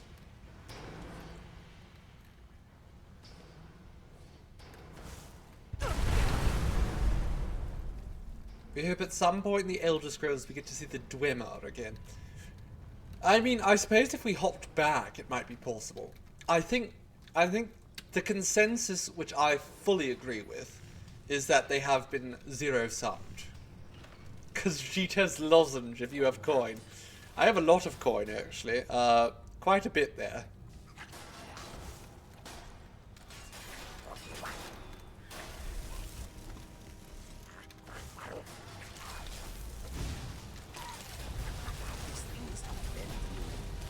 They offend you? You don't like automatons? Are you a Luddite? Are you a Luddite, Inigo?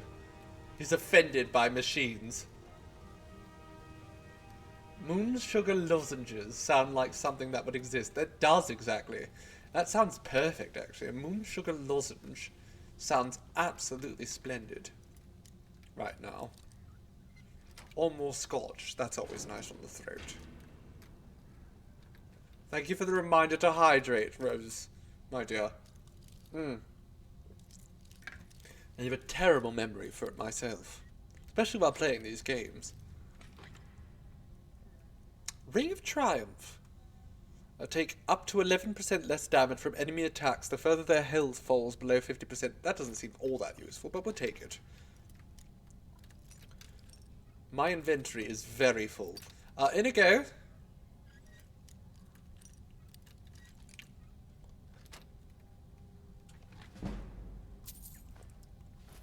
You guess it would be the Elder Scrolls equivalent of those acid sugar cubes. All the hippies ate. Question is, key question is, okay, let's take that. We're going to drop it. How psychoactive, rather, is moon sugar in its raw state? Because I assume it's nothing compared to, you know, skooma, which has been distilled. But I don't know 100%. Hello, Vaseline chocolate. Welcome, darling. All set? I am all set. Yes, Inigo. Where's Serana? Did she just disappear? She did not want to go to Blackreach. She knew where we were going. And she just said, nah, I'm not doing that. Look at this. Look at this cheeky trap, Inigo. Look what they tried to do. Pizza Rat, can you believe this? There's 1 gold in there. Inigo. Speak to me. I need you to do something. What would you have me do? I want you If I can. to go to that chest. Go ahead. I want to see what the trap does. No, go to the chest. Fair enough. Go there. Go wait over there. Watch my back. Yes, I'll watch your back, Inigo. I'm the boss. It's exactly. No? Nothing. Fair enough. Huh. Interesting. Okay, well then. Still need something. Yes, I need you to go kill that thing over there. Be a good boy. Are we staying here or What would you have me do? Be a good boy and kill that thing. Wait, can I lock? I can lockpick it from over here. Oh my god. There we go. damn it, and I will do my I've just shut it down remotely. Okay, fine. I'm so powerful. wait there. Do this. Kill that. Inigo, wait some more. Sometimes I wish I was not so agreeable. Yes, you lead, I follow. If you become less agreeable, I'll just eat you.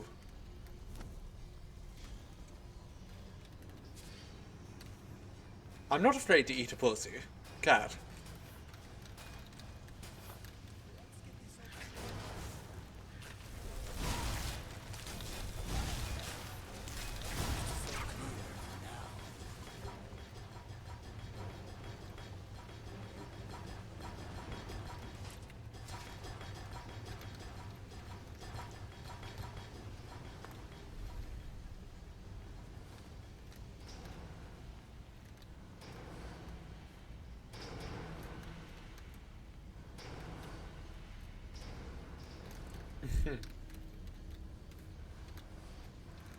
That's bad. Well, if you are a pussycat, it's bad.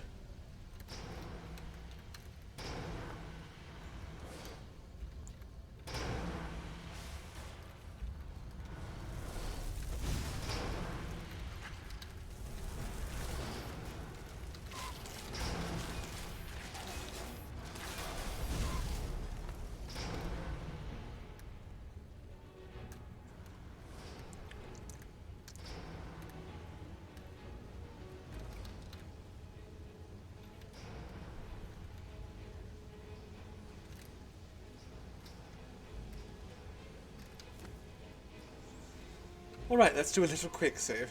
You have over 1,000 mods installed. Goodness! I don't think I have that many installed. I have a lot. But then again, I have to keep in mind, it's very important that I can maintain a lot of stability when I'm playing on stream. Can't be faffing too much. Hello? Okay, so do I have conjuration for any... Let's mix things up a little bit here. Heroic arrow. Sure. Sounds like fun. Let's just shoot a bunch of arrows at this bastard. There we go. It's dead. You've never played with mods in Skyrim, Fairy Bites. My goodness. That's shocking. It shouldn't be that shocking, but it is. I've played so much modded Skyrim that I basically forget what is and isn't in the base game.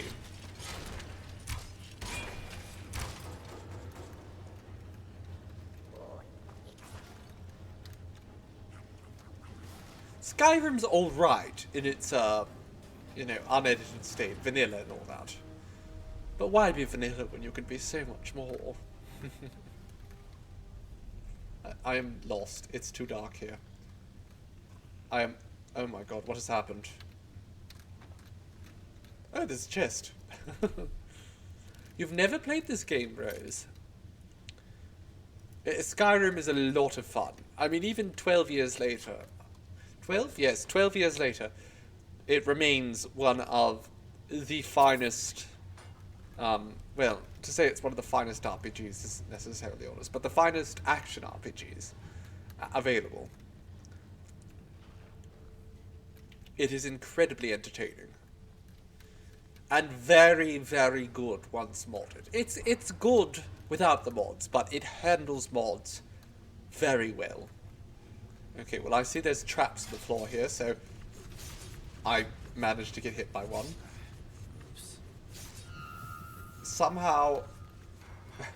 That took off so much damage.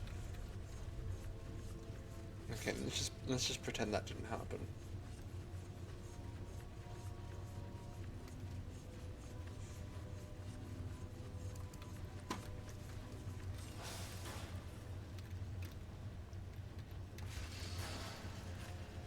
It's not a very good door when I can reach the liver through it.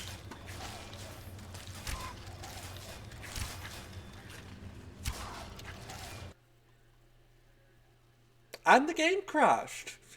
And that is the consequence of adding a lot of mods to the game.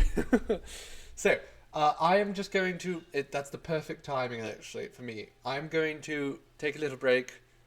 Pause the game. You enjoy horror gaming, mostly. I think the closest you've ever played is Fable. I do love Fable. We should play Fable at some point. I have this issue. I'm the kind of joyless, progressive, you know, let's use a loose term, that has a hard time enjoying almost anything with someone who I have deemed terrible. And, of course, I love Fable, but John Cleese plays the butler, and as much as I appreciate the humour he used to have, he has become a miserable backwards old man who loves using slurs.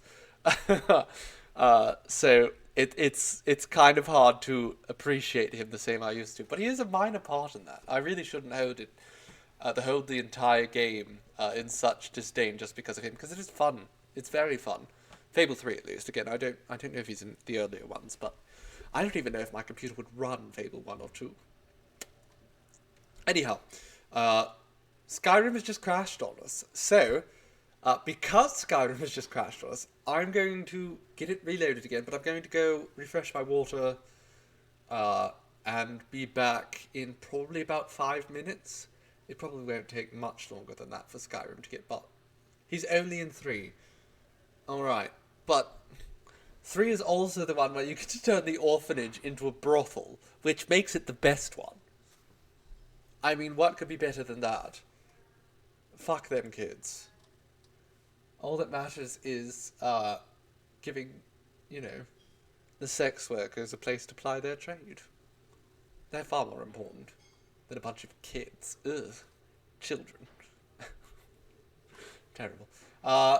Okay, so I'm just going to get Skyrim up and running again, and I'm going to step away for just a few moments.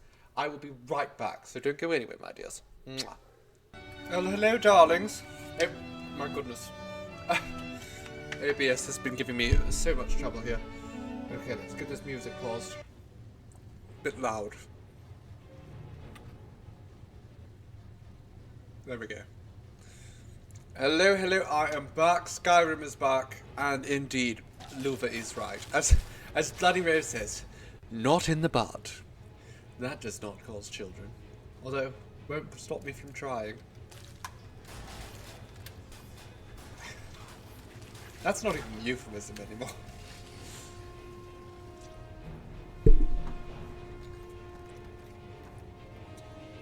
It's just explicit. Okay, well this is definitely somewhere we weren't before, isn't it? Must have saved just before the crash. Welcome, I suppose, to the descent to Blackreach. I have returned. I have brought myself some rye. Because, of course, rye makes everything a little bit better. Rain makes corn, corn makes whiskey. Whiskey makes my baby feel a little frisky. Or whatever they said.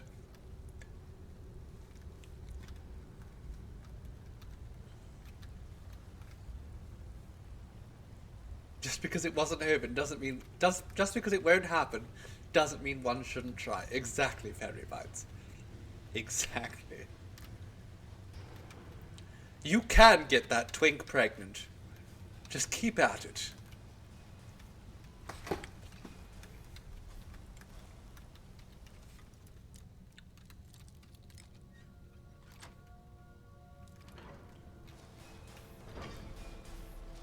Hello?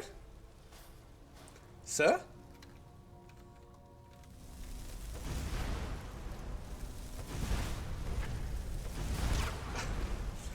Okay. Goodbye, sir.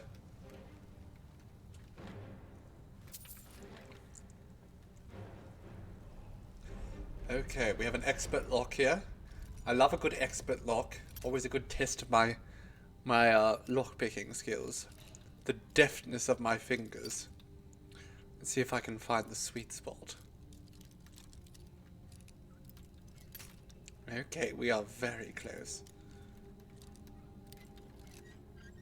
Ooh, hit it. Perfectly. Okay, a Dwemer cloak. A book called The Locked Room. Well, first let's try to master this chest here. Oh, I think the sweet spot's close.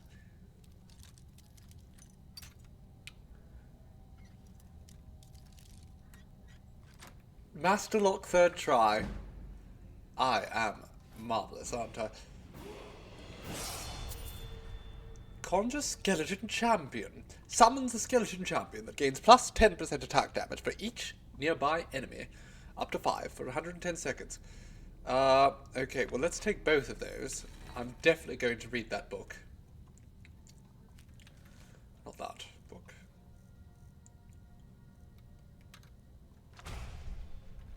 Hand dexterity is very important. The Locked Room by Paulbert Littleby. Right, let's see.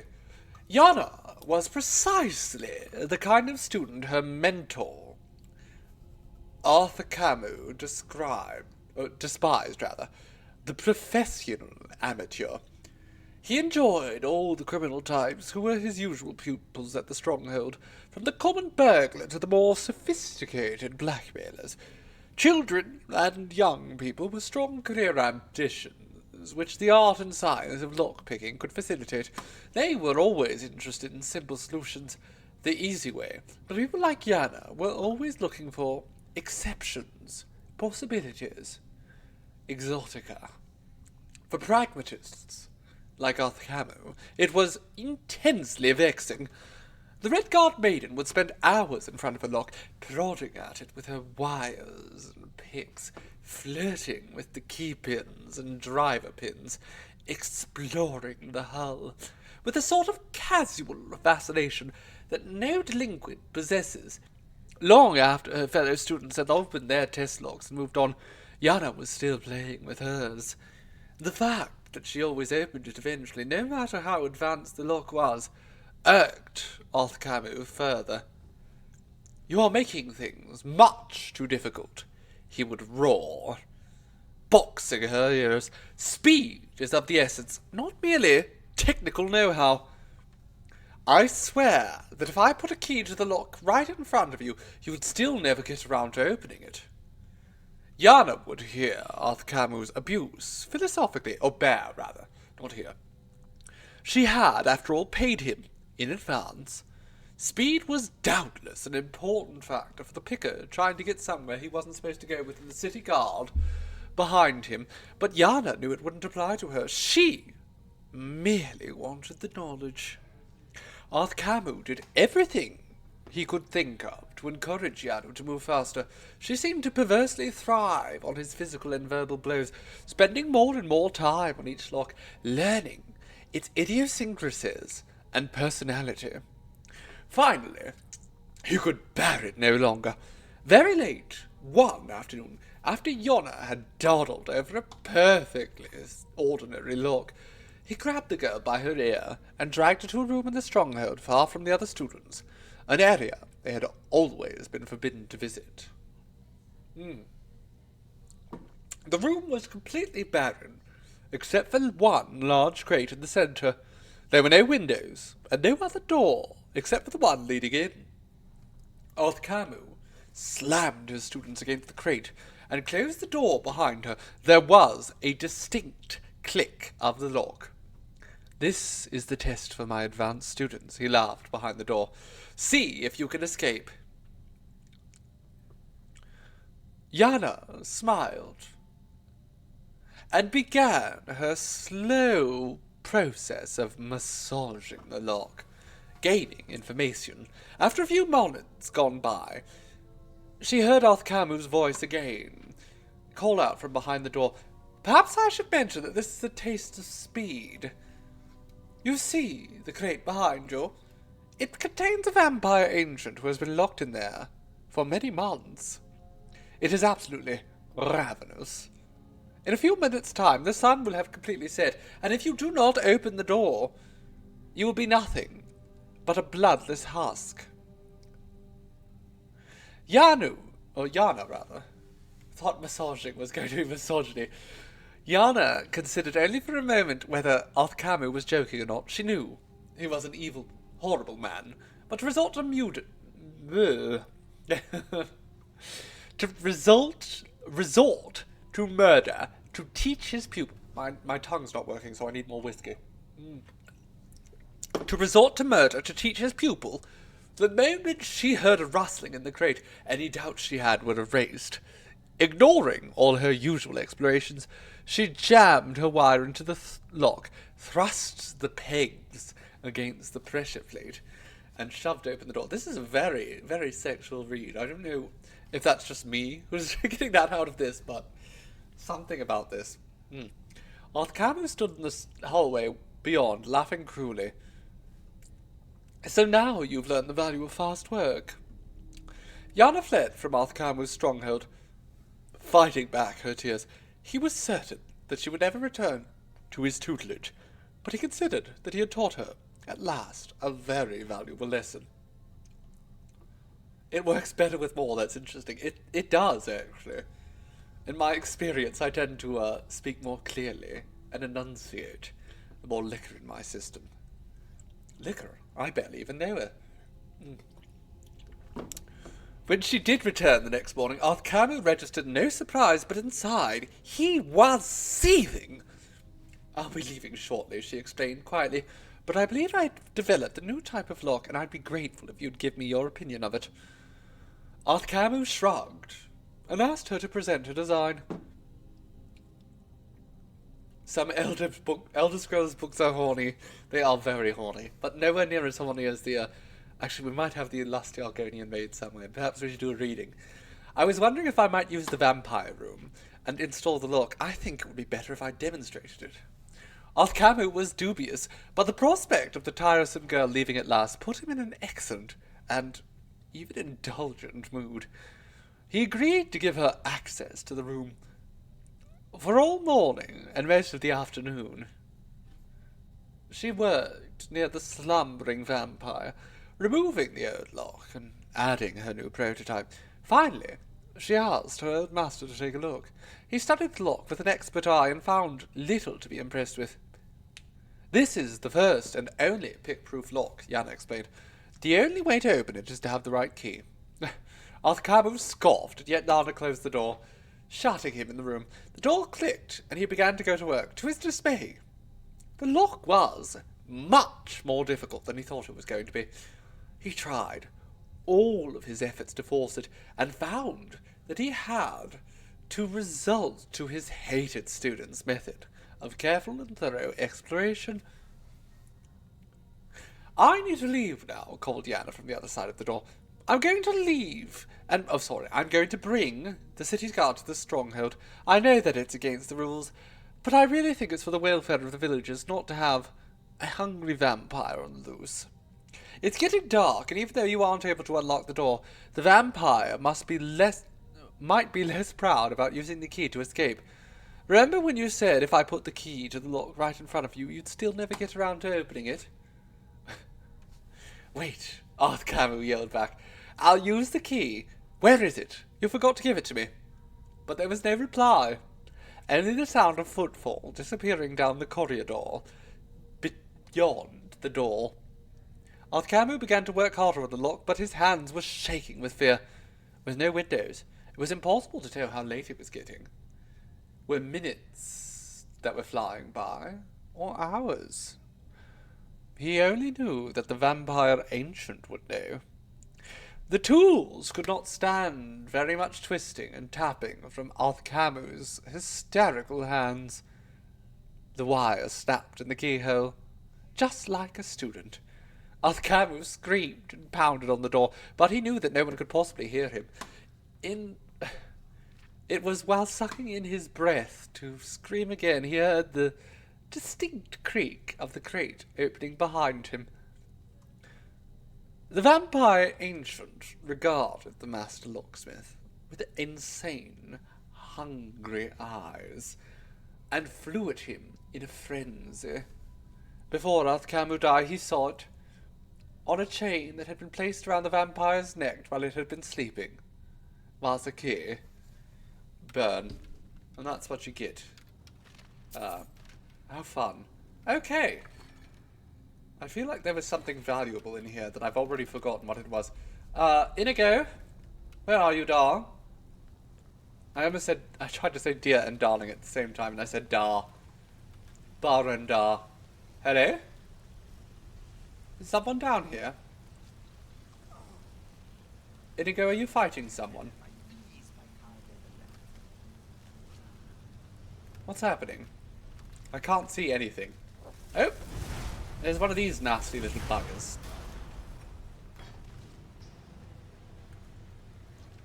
Inigo! Inigo! Here, kitty kitty! Doll. Yes, he's a doll. He's a demon, he's a devil, he's a doll, and I have a level up. Let's use that.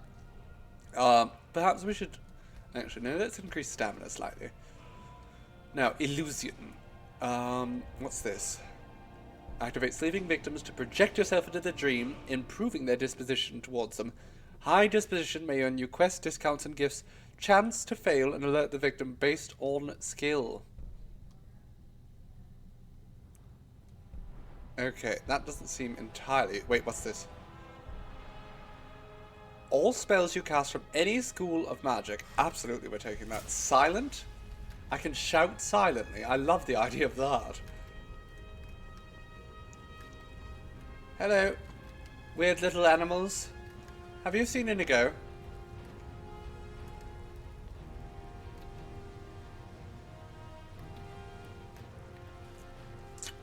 Oh look, there's a weird, spider thing there. Spider thing, does whatever a spider thing does. Yaggra Goldwag. What a silly name. Off you go. Oh, excuse me, you're not one of my rats.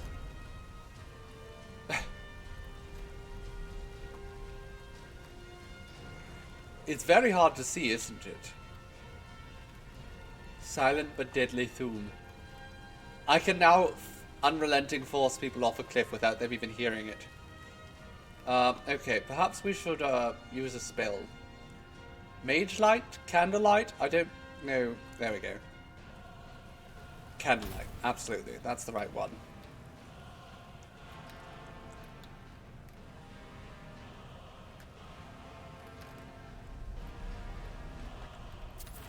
Okay, that's not helpful. Hello, Scritch? Darling, have you seen Inigo? That skeever's dead. That one's dead. Oh, look, it's a Fulmer! Hello? Apparently one shot killed me. I'm really confused, because I have something like 200 health. I doubt they could do that much damage. Now, thankfully, again, I have the sacrosanct thing. I'm not sure what's been happening with my deaths lately. Now, unfortunately, it does take a lot of the challenge out of the game that I just survive all hits. But at the same time, I'm not certain how it is that I'm taking so much damage from some of these hits. Like, look at this.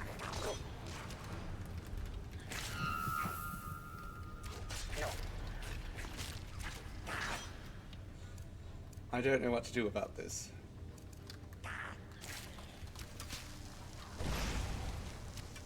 Like, yes, I don't have any armor, and yes,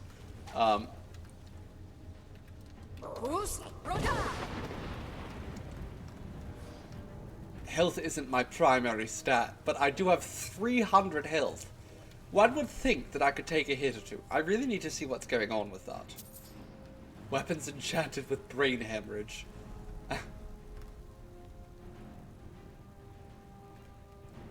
Hey, look, it's the orc that I tossed earlier. Toss me. Oh, look. There are...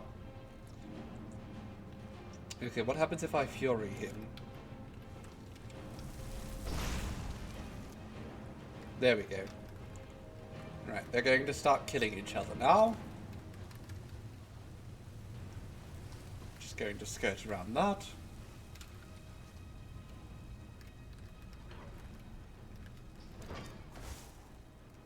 Hello? Just keep quick saving.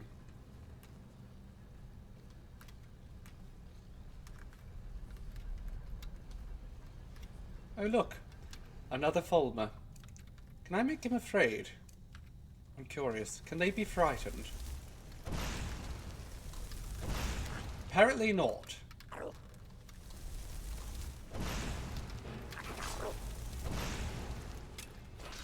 Right, let me just get some fast. They do so much bloody damage, and I don't think they're actually doing this much damage. I just seem to die in one hit.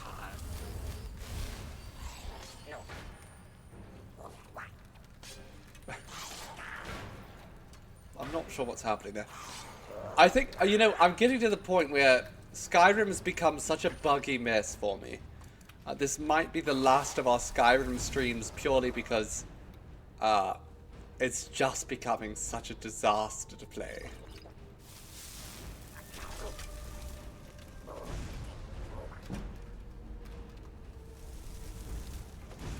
Reverend! Ah, hello, Reverend Whiteheart. Hello, my darling. You just noticed there was a stream. I didn't give much warning, no. So it's not much surprise that you just noticed.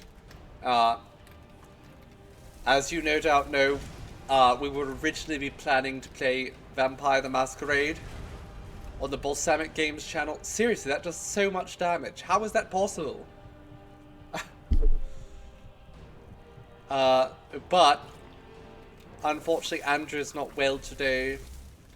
And, you know, it's kind of hard to play if the storyteller is not well. You know, if I'm not well, or Seafoam's not well, we can work around it. But when the storyteller's not well, not so much. Okay, can we just make... Oh, invisibility potions. Yes, let's make several of those. Wonderful. And then... Do I have any healing potions? Restore health.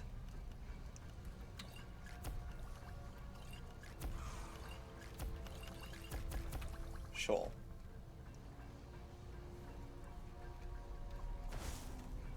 One of these days you're going to convince Gavin to let us do some, or let you do some lore weaving for us. I mean, I'm sure that you would be welcome to do some if you were so interested, darling. Oh my god, leave me alone.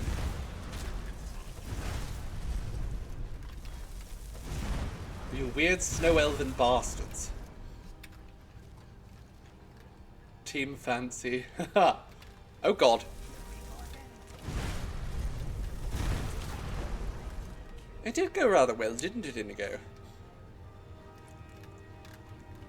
Let's just light this on fire so I do walk through it while it's on fire. And I did it anyhow.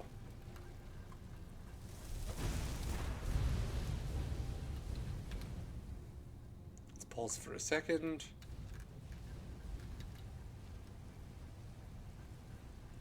Just wait for this fire to go away. Have a little more whiskey.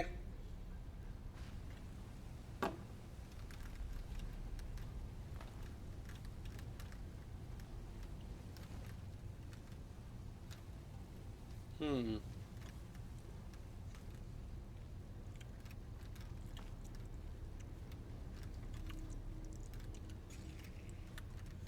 have to be sneaky, Charlie. Sneaky.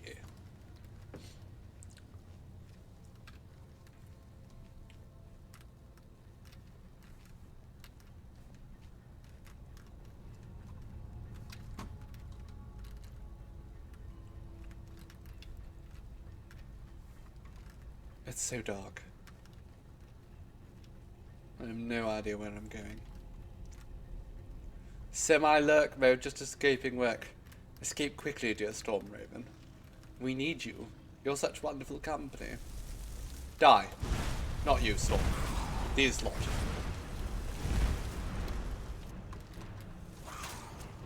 Again, just one single hit and apparently I'm dead. I don't understand that. There's no way they're doing... let's, again, just...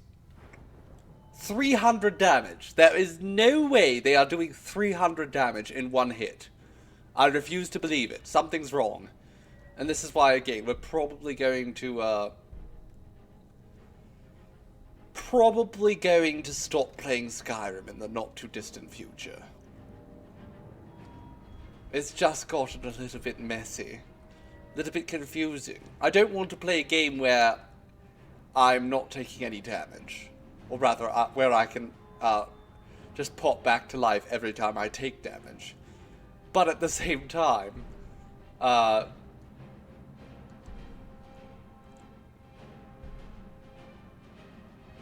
the same time, it is just a little bit too absurd the way it's working right now. We'll just leave it for now.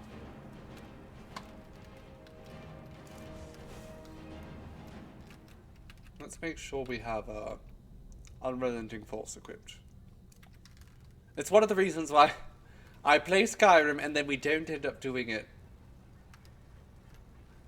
Well, I'm definitely not going to play any Elden Ring, because that's the exact opposite. Also, I just don't... I like the world design of Elden Ring, but it's just not my cup of tea.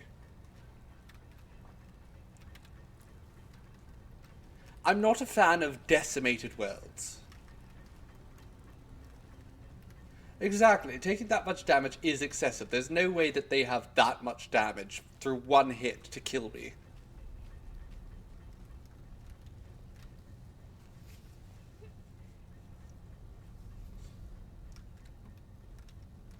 But yeah, Elden Ring, the whole, all the Souls-like, for me, it's part of it is the combat's just not my cup of tea, but also, I just don't like the whole, the entire world being, you know, a ruined wasteland sort of thing. Like, yes, a little bit of ruined wasteland's fun, but one thing I like about Skyrim is you have your settlements, the emptiness, yes, the vastness of it all. It's very well designed from an aesthetic standpoint, but it feels like a lot of it is just rule of cool without much thought behind it. And then, again, I like being able to go into a settlement, talk with people who are living just normal lives, and then go out and on an adventure. I like that sort of pacing of having an adventure, but then being able to go back and sort of do some mundane things in between. Skyrim hits a good balance for that, for me. A lived-in world, that's what I want. I want a lived-in world. And I don't play a lot of post-apocalyptic games for that reason as well. Fallout, for instance, is very heavily about human beings after the end of the world, and how they're rebuilding, and how they are often repeating the same mistakes that brought the world to the end in the first place. And I enjoy that, but I don't play a lot of other post-apocalyptic games because I find they are too empty. Good lord. Because I find they have a heavy focus on just the desolate nature of everything. The bleakness of it all. It's just not my cup of tea. But I do very much admire the design philosophy with regards to, again, the aesthetics. Elden Ring has some gorgeous landscapes, some brilliantly designed enemies. But it's just not for me. Your face would frighten a worker. It's true. The Falmer are terrible to look at, aren't they, Inigo?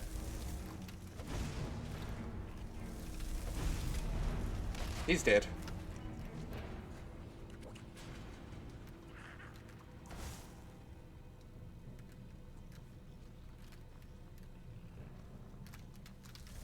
It's actually one of the reasons that I've struggled so much to get into Fallout 76, specifically. And now, there's a lot of reasons Fallout 76 is not very good compared to the other Fallout games.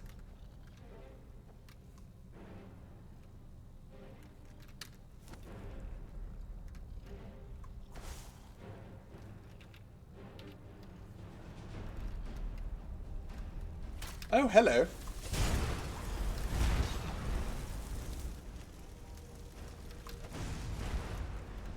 Inigo, go kill that lady. Or whatever they are. It's hard to tell with the Falmer. They're just so mangled. Oh god, they're creeping up on us. Rats, go for it! Where are my rats? They're not doing their jobs.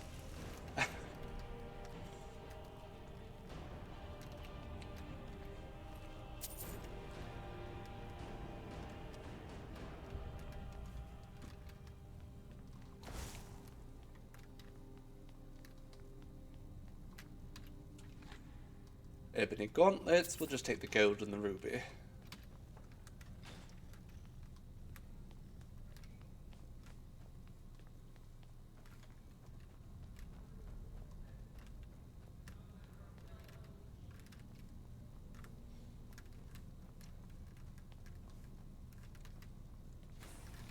I enjoy a bit of a challenge, but I don't feel like I am well suited to a challenge that is focused on reaction time, which the Souls-likes very much are.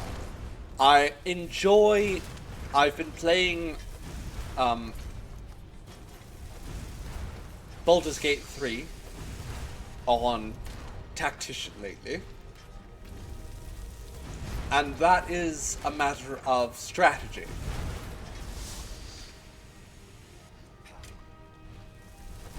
And a strategizing challenge I enjoy. But I just can't focus that hard to make sure that I'm, you know, timing everything perfectly. It's not my sort of thing.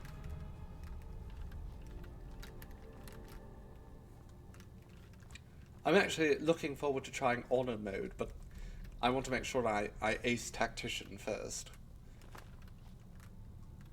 Baldur's Gate continues to be just such a delight for me. I can't remember if I've mentioned this. Recently, I did talk about how much trouble I've had trying to seduce Karlach, which was heartbreaking because Karlach's just my kind of girl. Well, there are many kinds of girls that are my kind of girl, but I do love Karlach. But finally, that has been my great challenge.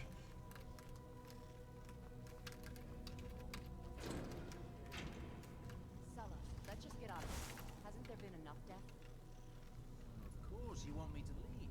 Just waiting for me to turn my back, so you can have all the glory for yourself. Oh look, these people are going to... Is someone there? No. I thought I heard some... There's no one here.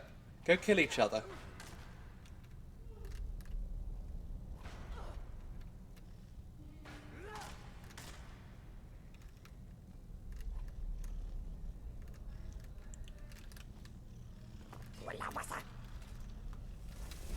I'm going to enjoy it. A true person of culture. Yes. I'm mutuals with both, oh, Iron Sword of Muscle. Intriguing. I'm mutuals with both, Autumn Ivy and Claire Max. They are both just so stunning. As well as several other beautiful, muscular women that I know. But those names I'm sure you all know well. You take that, and they are quite sweet as well. Very sweet girls. Sweet and incredibly muscular. And stunning, truly. But yes, you have to be mean and you're too nice to get Astarion.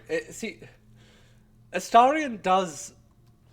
You do have to be a bit mean to make him happy, but I've never had too much of an issue with that myself. It's not that I'm mean. It's just that Astarion's a catty bitch and so am I.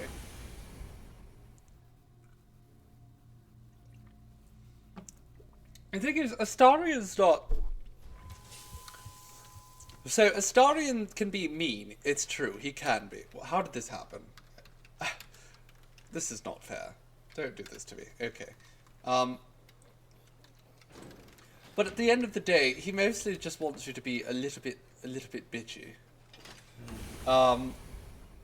I've found, for instance, if in the scene where he asks you to tell him how pretty he is, if you say to him he's pretty but he's no, for instance, no Karlach, no whatever, whoever you're interested in, he approves because he's a little bottom and he wants someone to just be sassy with him. Whereas Karlach is so earnest and kind and a bit too soft in her heart. She's obviously hard physically, but she's very soft on the inside. Collab with muscular women win. I mean, a lot of those women I would love to collaborate with, they just live in very different parts of the world from me, and I don't really have the money to travel. If anyone wants to sponsor that travel, you know where to send the money. Because goodness knows, I'd love to go out to LA and do a photo shoot with Claire Max or Autumn Ivy someday. And I know those ladies have expressed a mutual interest in that. But, again, I can't afford to travel these days. Perhaps someday.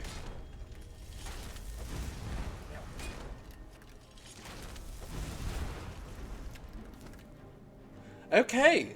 Well, we've made it to Blackreach. And there's just a lot of gloom lurkers here.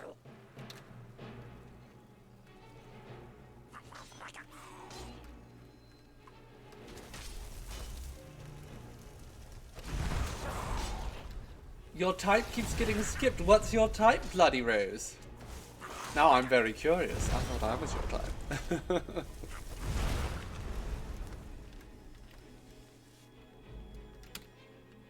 Okay, let's hop into here so we have a little safe space to hide.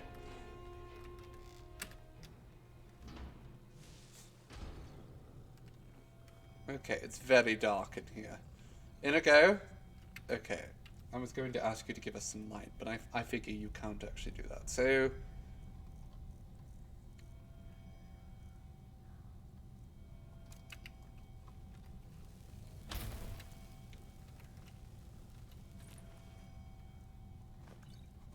take all of these goodies. Oh, look, a Crimson Nernroot.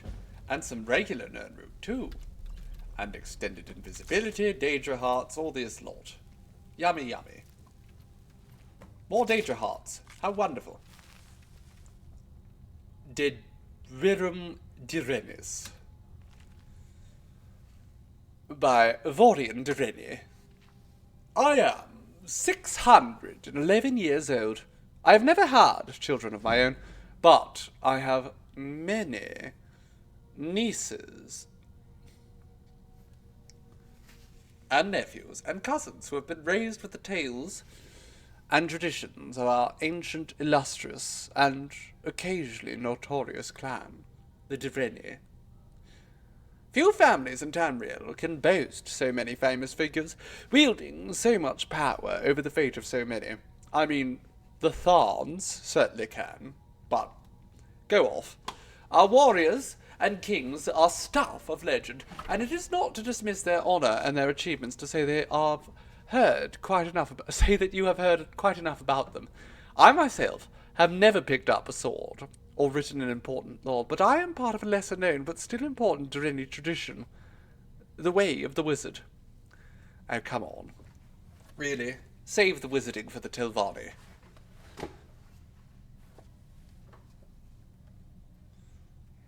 My own autobiography would be of little interest to posterity, though my nephew, nieces, and cousins indulge me to tell wild tales of life in the chaotic second era of Tamriel, but I have a few ancestors whose stories should be told.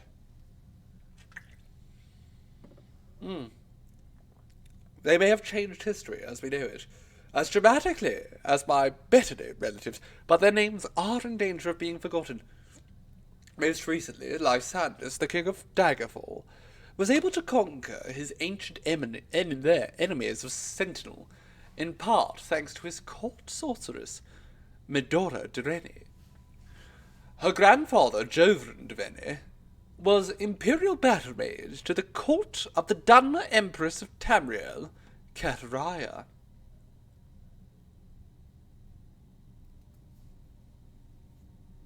Assisting her in creating peace in a time of turmoil.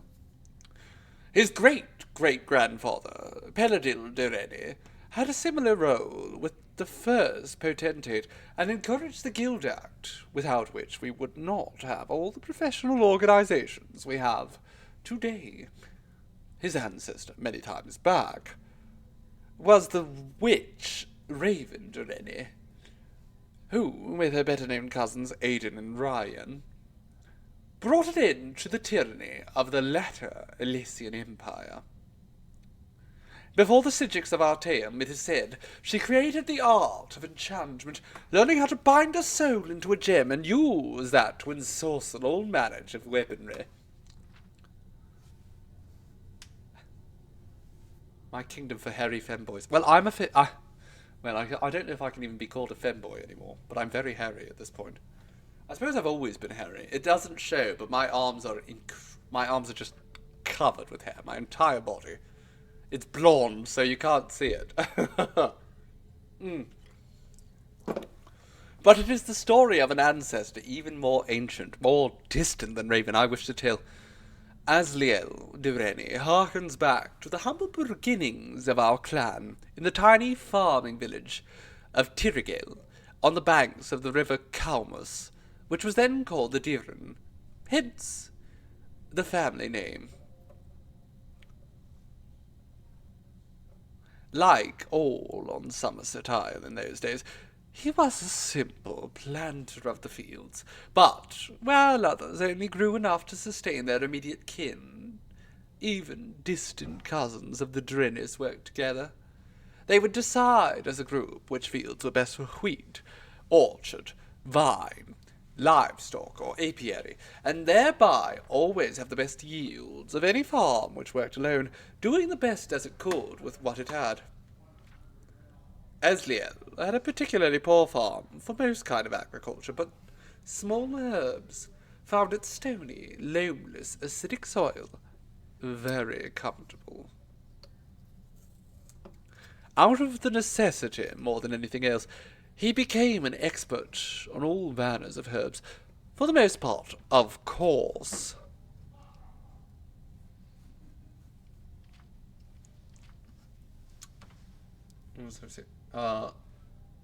They were used in flavouring cooking, as herbs should be. You know, if you're not flavouring your cooking, don't bother cooking. But as you know, hardly any plant grows on the surface of our world without a magical potential. Even so long ago, witches already were in existence. It would be ridiculous for me to suggest that Asliel Dureni invented alchemy. What he did, what we can all be grateful for, is that he formulated it into an art and a science. There were no witches' covens in Tirigil, and, of course, there would be no Mages' Guild yet for thousands of years, so people would come to him for cures. He learned for himself the exact formula for combining black lichen and ruberush to create a cure for all manners of poison, the amount of willow, and to crush and mix with chokeweed to cure diseases.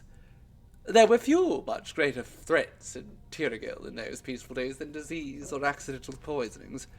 Yes, there were some dark forces in the wilderness, trolls, chimera, the occasional malevolent fairy folk, and will-o'-the-wisp, but even the youngest, most foolish Altwer knew how to avoid them. There were, however, a few unusual threats which Asliel had a hand in defeating. One of the tales told of him that I believe to be true is that he was brought a young niece who was suffering from an unknown disease. Despite his ministrations, she grew weaker and weaker every morning.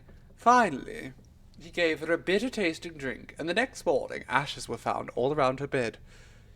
A vampire had been feeding on the poor girl, but Asliel's potion had turned her very blood to poison without harming her in the slightest. If only this formula had not been lost in the midst of history. This would have been enough to make him a minor but significant figure in the annals of early Somerset, but at that point of history a barbarian tribe called Lokvar had found their way down the Duren River, which recognized Tyrigil as a rich target for raids.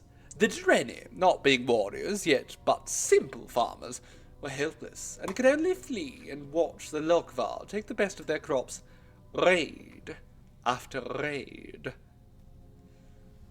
Asliel, however, had been experimenting with the vampire dust, and brought his cousins to him with a plan. The next time the Lokvar was sighted on the Diren, the word went out, and all the most able-bodied came to Asliel's laboratory.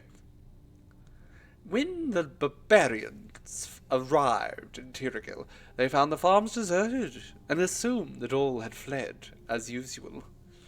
As they set about stealing the bounty, they suddenly found themselves under attack by invisible forces. Believing the Direni farms to be haunted, they ran away very quickly. They attempted a few more raids, for their greed would always eventually overpower their fear, and each time they were set upon by attackers whom they could not see.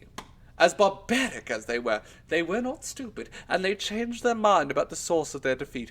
It could not be the farms were haunted, because the crops were still being tended and harvested, and the animals seemed to show no fear. The Lokvar decided to send a scout to the farm to see if he could spy any of their secrets. The scout sent word back to Lokvar that the Direni farms were populated with flesh and blood, entirely visible Aldmer.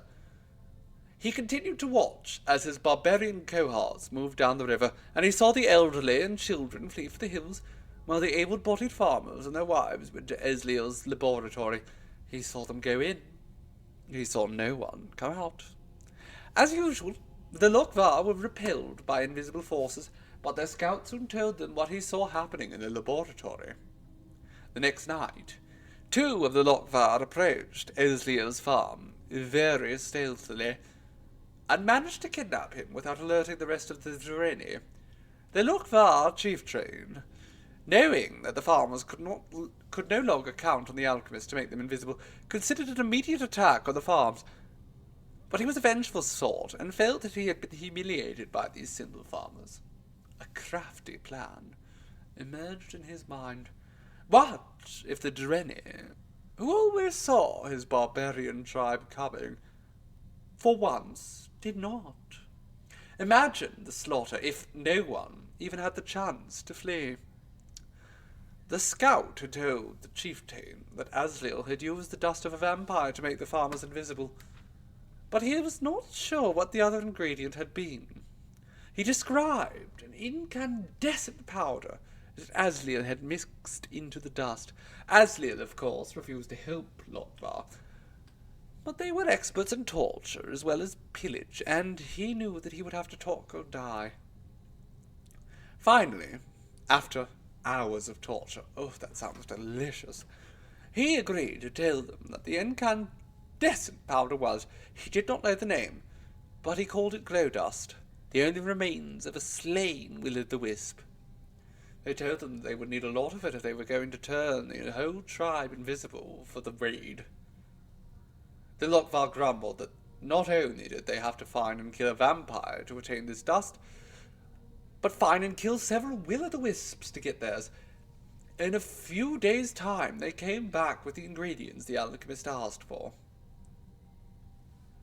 The chieftain, not being a complete idiot, made Asliel taste the potion first. He did as he was told, and turned invisible, demonstrating that it did truly work. The chieftain put him to work creating more. No one apparently noticed that whilst he did, he was nibbling a black lichen and rhubarb. Logvar took the potion as he doled it out, and soon, but not too soon, that they didn't suffer. They were all dead.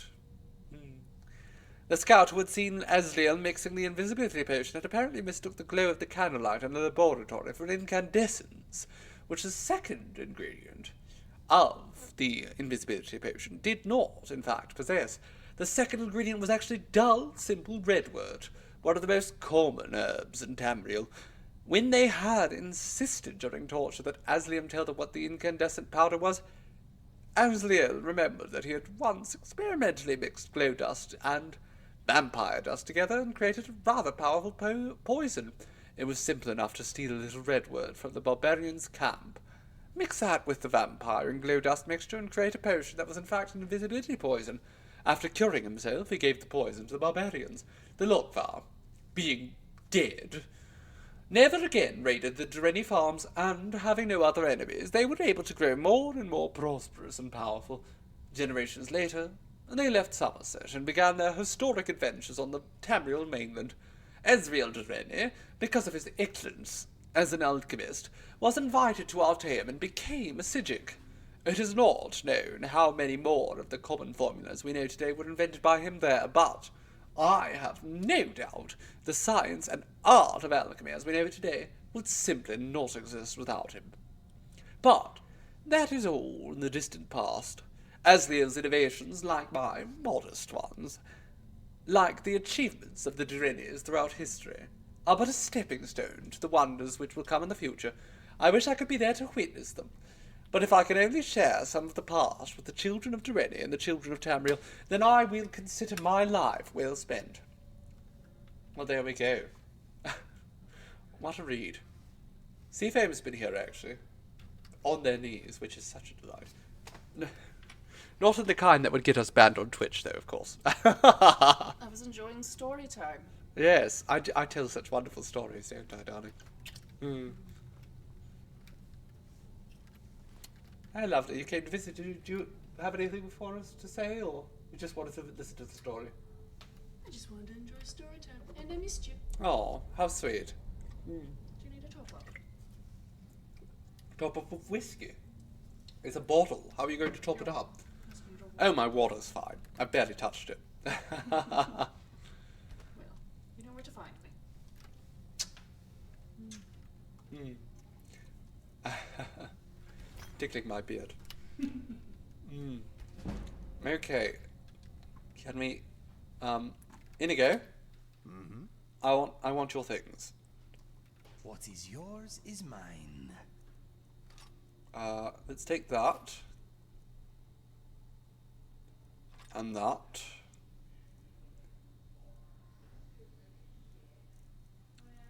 Sure.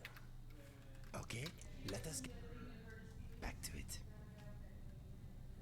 What did I just say? I don't know what I just said, Chaos, then. I can never remember what I said 5 seconds ago. It's my blessing and my curse.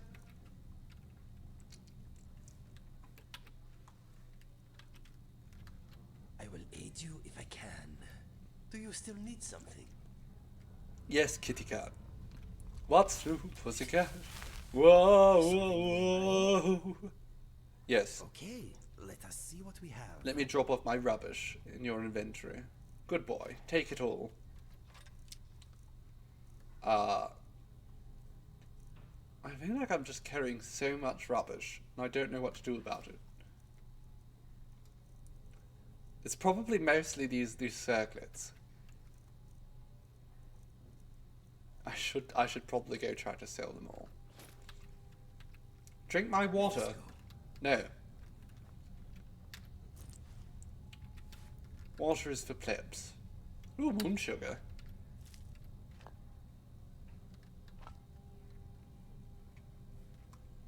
Damn fleas.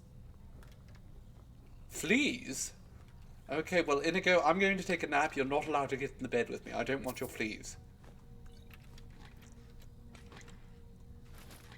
Oh, what's this? It's Sindarian. Sindarian's field journal. Oh, you redeemed point. Okay, fine. Oh, yes, I see now. Okay, I'll have some water. There we go. That's water. And not at all alcohol. In any way, shape, or form.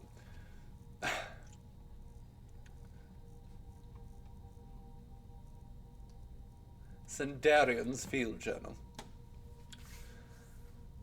4E58 second seed Midas. How do you know it's Midas? You're so underground here. I've spent a large portion of my life unraveling the mystery of the Nerd Route, and yet I feel unfulfilled. The toiling sound this strange herb emits seems to taunt me, to push me even harder, to discover its secrets. Even after a generous and indomitable traveller became a field collector in my stead, and provided me with 5 score of the Nerd Route, I was only able to muster what I consider a mediocre alchemical creation at best. This only served to strengthen my hunger and whet my appetite for the solution. It wasn't until over 50 years later that the answer to my prayers was carried into my basement workshop at the Westfield Inn. The first thing I heard was that familiar tone, that unmistakable warble, unique to the Nern Route. But when I turned around, my heart leapt, and a chill ran down my spine. This was indeed a Nern Route, but of a variety the likes of which I have never seen. The herb was awash in a spectacular array of red hues, each leaf seemingly emblazoned with innumerable variations of crimson. I couldn't move. I was completely transfixed. Never in my wildest dreams could I have imagined a species of Nernroot with such a unique property. After an awkward silence, I finally managed to stammer out a few questions to the traveller who brought me this treasure. He told me his name was Obeth Arnesian, a treasure seeker from Skyrim. Apparently, he'd been exploring a vast, subterranean network of grand caverns called Blackreach, and had stumbled across what he dismissed as a noisy red weed. Stop making the guy sound horny for Nernroot. No, never. Sendarian is horny for Nernroot, okay? If you played Oblivion, you know that he's horny for Nernroot. It's fact. His expedition was largely unsuccessful, and he didn't want to leave the caves empty-handed. So Obeth picked up one of the crimson Nernroot to take home. He said that it took some time, but eventually he was pointed my way, and that perhaps I'd pay a fair price for it. Before I could gather my wits and ask anything else, Obeth offered to sell me the Crimson Nernroot sample, a map showing me how to find Blackreach, and the strange key needed to breach its outer defences. It took me mere moments to decide. Obeth left Skingrad 1,000 septims richer, but I would have easily paid 10 times that amount to obtain the sample alone. It took a year of planning. Oh, you headed out, Reverend? Oh, well, thank you for hopping by. We have so cherished your company. Do have a lovely evening, darling. It took a year of planning, but I was able to pack up and sell my workshop and make my way to Skyrim. Before delving headfirst into Blackreach, I knew I needed to set up a new laboratory, but wished to do so in seclusion. After making inquiries at the College of Winterhold, of which I was an honorary member. Well, I'm the Archmage, so screw you, Sindarian. I was directed to speak to Avrusa Serethi, a student of botanical alchemy, who had a small farm near the city of Riften. By bartering my knowledge of Nernroot cultivation, I was able to secure Serethi Farm as a launching point for my field research. I kept the knowledge of the Crimson Nernroot a secret from Avrusa, but imparted everything else I knew to her in exchange for her hospitality. A few months passed, but I was finally ready to enter Blackreach. I used the attunement sphere that Obeth had provided and descended into the depths. My goal? To gather enough crimson nernroot to produce my greatest alchemical creation to date. I was certain it would take at least 30 of them to provide the necessary catalyst. This brings me to the present. My initial research seems to indicate that the crimson nernroot has a similar affinity for moisture as the garden variety, but also maintains some sort of symbiotic relationship with the enormous fungi that inhabit Blackreach. It's my guess that the fungi itself is a source of water, absorbing it from the moist subterranean air like a sponge. This provides the ideal environment for the nernroot to grow.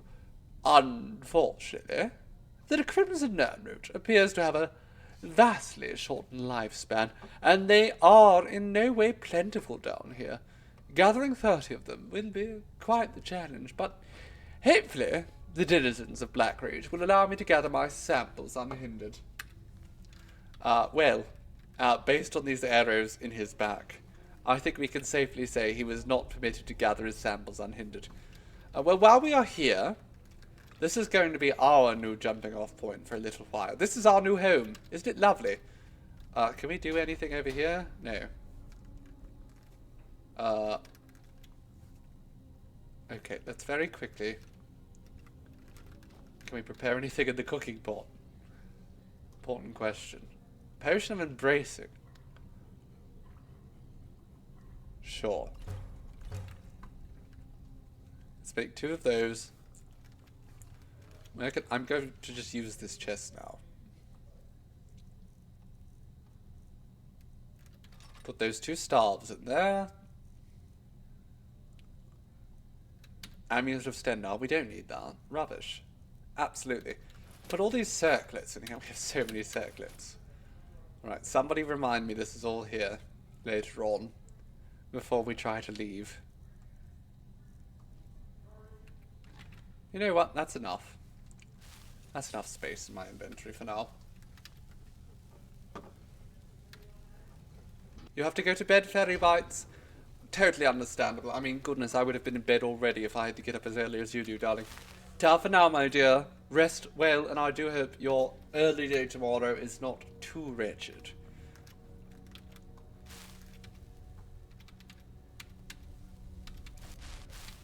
Hello? Can I not? Oh no. There it is.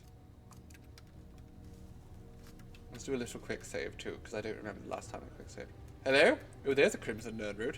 Also, that thing's going to explode. Let's try and preempt that. No? Okay. Very well. Oh no, that thing's not going to explode. It's that thing that's going to explode. Die, you filthy monsters.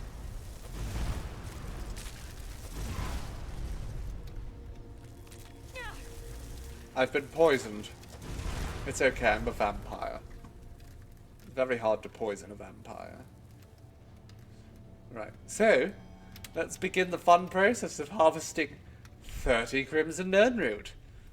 Will we get all of them today? Probably not. But we'll start. Inigo, is that you? Inigo, why are you over there still? Oh, look at him. Or her. Or whatever. I don't know. I don't care either. There we go. We furied it.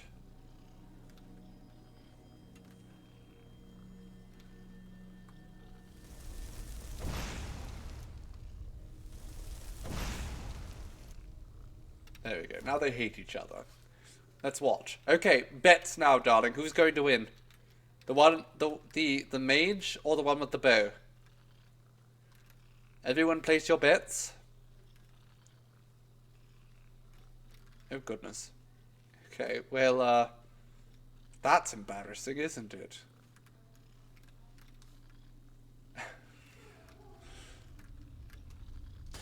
Oh, now they're attacking me. How dare you?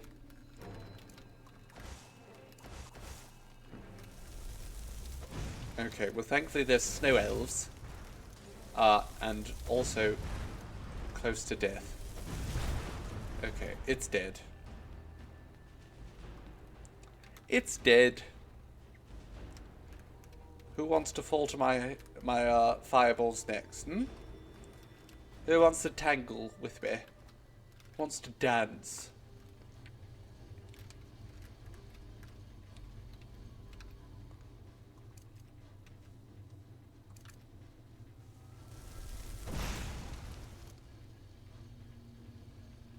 Okay, I missed. Go figure.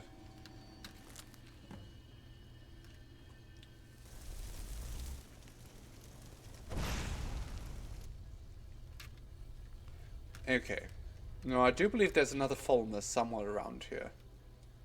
My hope is that this one can trigger the other one. Also maybe a fireball. I think... Are you hiding over there? No? Okay, well I guess I'll just kill you.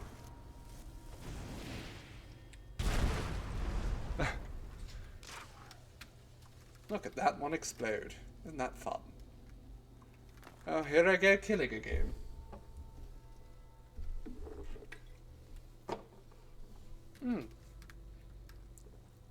Oh, and smooth. Not as good as the Johnny Walker though.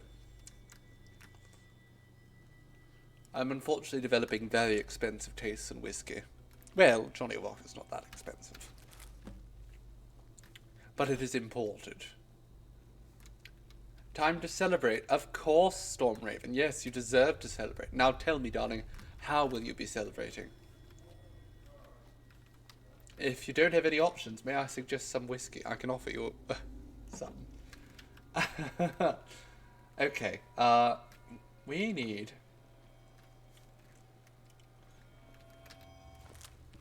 We'll just keep collecting these bastards.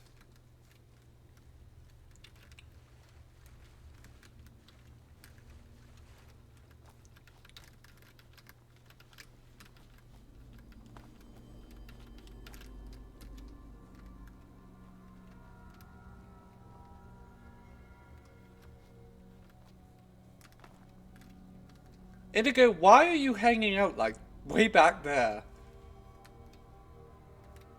You have no idea what we had, but you do say I have taste. We had Manhattans, darling. That's what I made when you came to visit.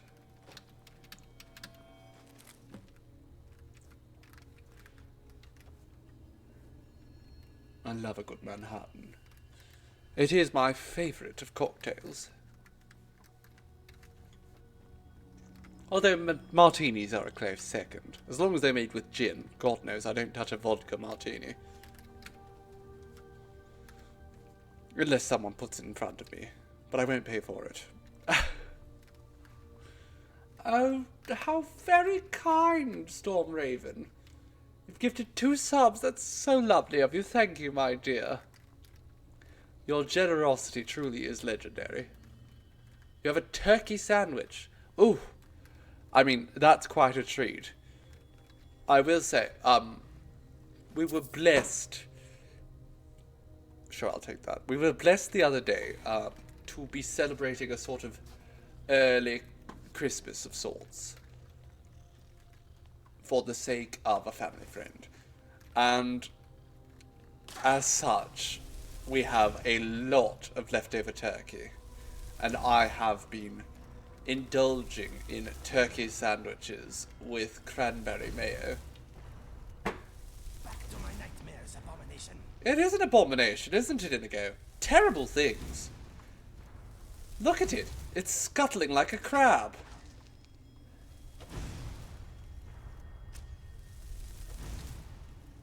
Oh good, Hollis killed it. Hollis killed it. That's fine. I want to kill this thing too. Are you ready, Inigo? Are you prepared for the violence? Because I am. There's definitely something else coming. Oh, that is a master.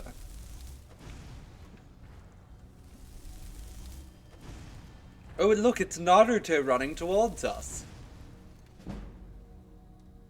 Apparently my illusion increased to 75 while I was throwing fireballs. I'm not certain how that works, but, sure.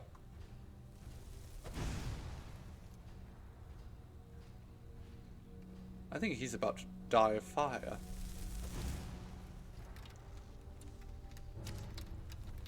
Cranberry mayo is quite delicious. It's a wonderful spread with any sort of turkey sandwiches and such. In fact, I had a hamburger for dinner, upon which I put some dressing, or stuffing, you know, depending on what you call it, and some cranberry mayonnaise. My balls are fake. I have you know my balls are incredibly real. And they're on fire. Goodness gracious, great balls of fire. Okay, what do we have here? Flawless berries. No, flawless berries. Flawless gems. I don't know why I said berries. Oh, no, I do know why I said berries. We were just talking about cranberries. Okay, chitin. We don't need that. Let's take the arrows, though. Why not? Alright, now apparently there's someone over here who wants to die. I can see it on my compass. They're just begging to be released from this world. And of course, when I hear someone beg, you know, it just gets me in the mood to oblige.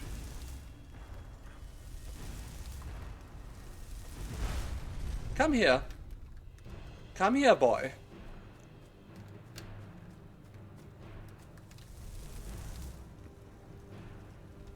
Come here. Good boy.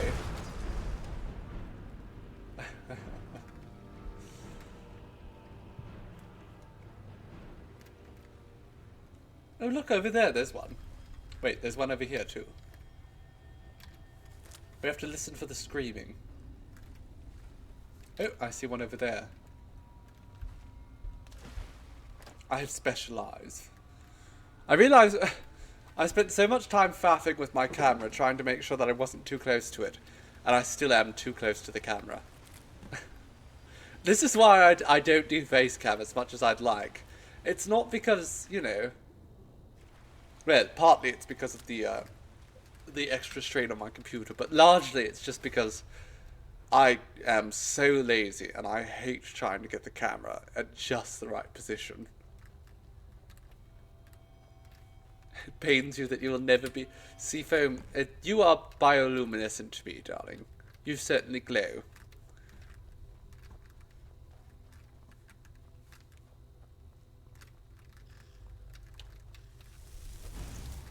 Right, let's kill that bastard.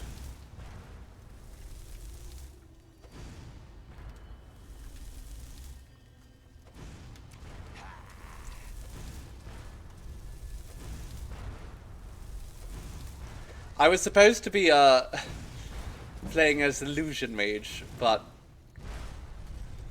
it's just so much fun throwing fireballs, isn't it? It's my inherent problem in Baldur's Gate too. I'm currently attempting to play as a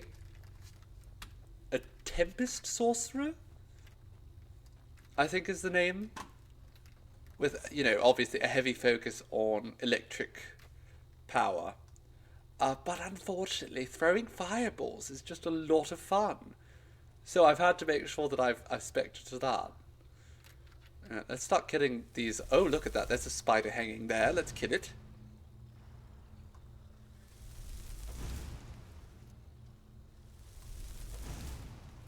I like to kill the spiders from afar with fire. Actually, can I just have them kill each other? That would be more fun.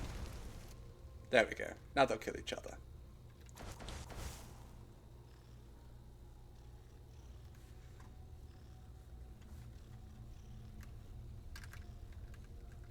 Alright, eight-legged freaks. Have fun.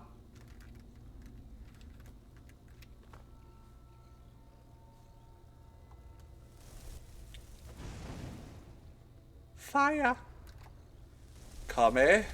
Hame. Ha. No? Okay. Didn't hit. They're still just, like, attacking one another.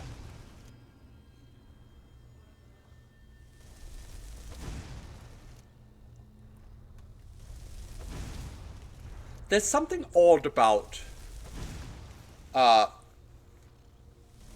don't know if it's just this particular part of Blackreach with the spiders, or if it's just my brain, but it really connects to, Lonesome Road. Just some kind of weird connection. Does anyone else ever get that? That their brain just makes a very bizarre connection that doesn't really make any sense between certain things.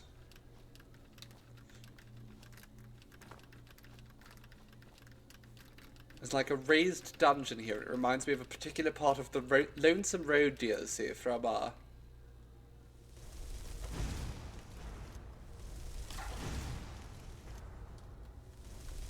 New Vegas. Oh goodness, I've got the sniffles today. I feel we're all coming down with a bit of the sniffles lately. I myself might need to be taking a break soon. I don't know. I'm not saying I do. But you know, if I am getting sick, who knows? We're going to avoid that. You know, the worst part, if I am getting sick, as I have said, is it is incredibly hard to get a good bowl of pho around here.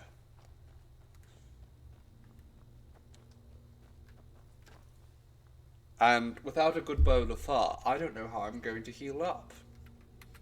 Tism physics.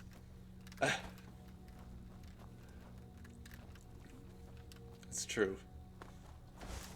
That's how the brain works.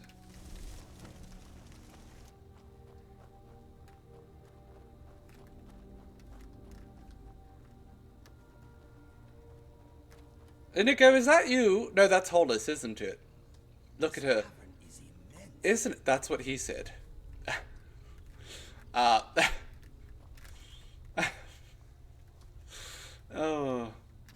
I'm 2 Mickeys in, okay, so...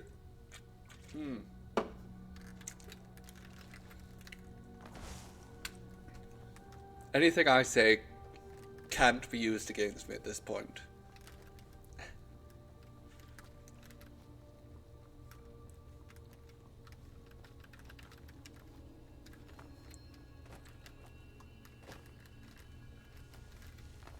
Oh, look! Will of the Wisps, which tells me there's a wisp mother not too far. I hate these things, they're impossible to hit. Actually fighting a wisp mother? Not so bad. Fighting the Will of the Wisps? Terrible. Also, I'm realising why I'm so odd in the camera. I've just been shifted completely out of position. Oh, there she is. It's giving mother.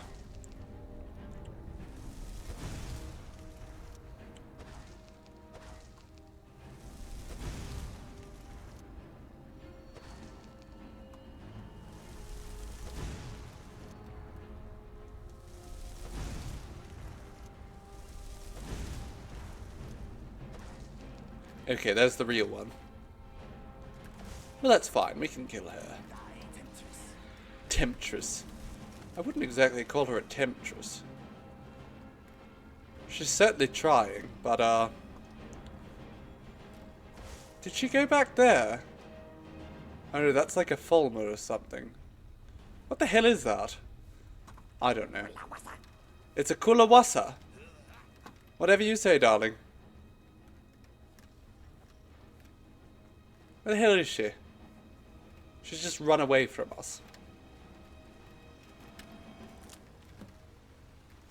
We're almost halfway in collecting the Crimson Nirnroot, and I haven't really been trying yet.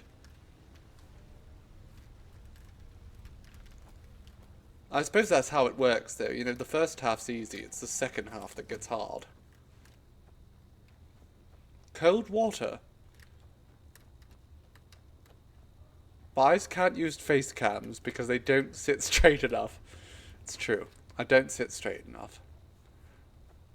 I thought, again, I thought I had the camera set up properly. It's a bit too close to my face right now.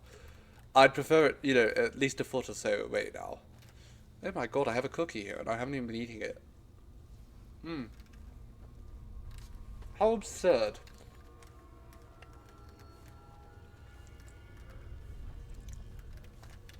Chocolate chip. Delightful. I do love a biscuit. What's your favourite type of biscuit? Everyone has a favourite type of biscuit, so tell me. I think for me it's actually snickerdoodles.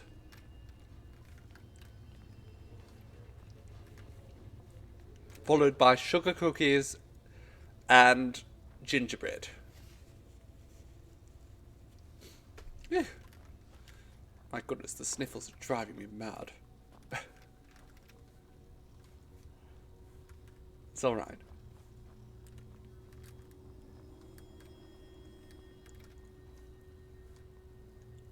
I'll survive. Where the hell did the Wisp Mother go? She just ran away from me. Entirely. Hello? Falmer's servant. Jam drop bickies. Ooh. Well, now that's making me, you know, I'm also a big fan of a nice Jaffa cake. Oh, not the same obviously, but now I'm thinking about those. Well, though a Jaffa cake, whether it's considered a cake or a biscuit, I suppose, depends on the region. Famously. Dead. She's dead. They did not know who they were messing with. It's true. They messed with the wrong woman. You don't mess with Elise. She will fireball you. It's not even her primary strength. But let's be honest, it's very effective.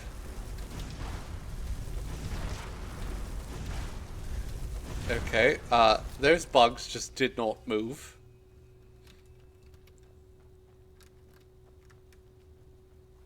An Irish coffee and a Jaffa. Well, I can save some of this whiskey if you want an Irish coffee, darling.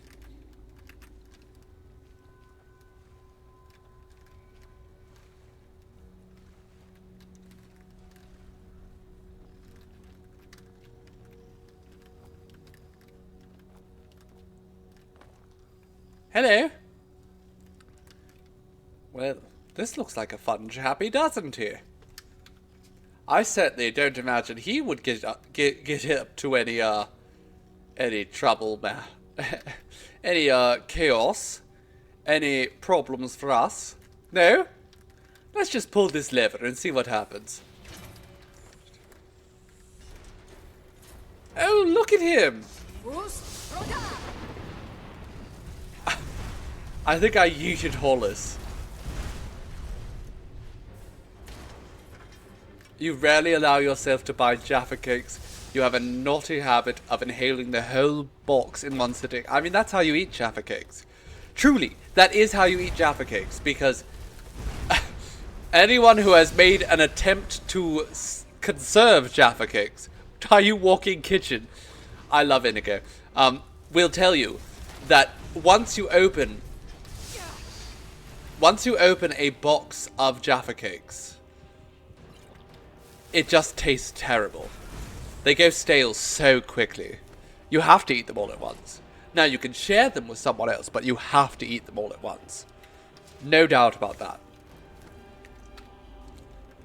It's a simple fact.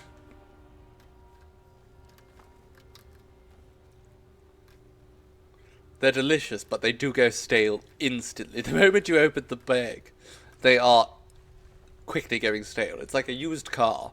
The moment you drive it off the lot, it goes down in value by about 50%. It is teeming with life. Is it? I mean, would you call farmers life? They're alive, in the strictest sense, but... Ooh, caramel Tim Tams. Mmm. Sublime.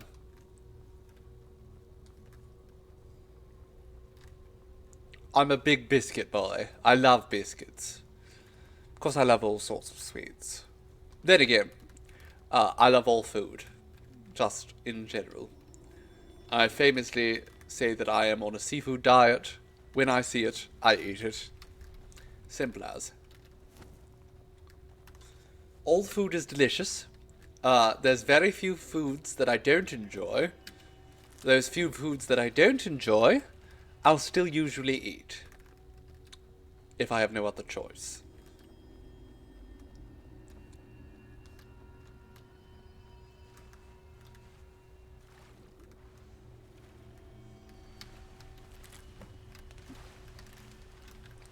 It's one of my superpowers. I can eat almost anything. I see problems over there. Ah, I was correct. There were problems over there. Ooh. Oh. Well, somebody has hands. Despite the fact that they probably actually don't physically have hands.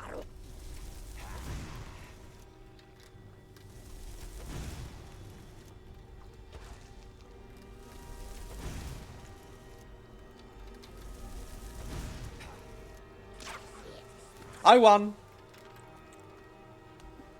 What don't I actually enjoy? I'm not largely a fan of watermelon, melon in general, but I will still eat it. And black licorice. Not particularly fond of black licorice. That I won't eat as much just because it's candy, and if I don't enjoy candy, I really don't see the point in eating it. Candy is a treat.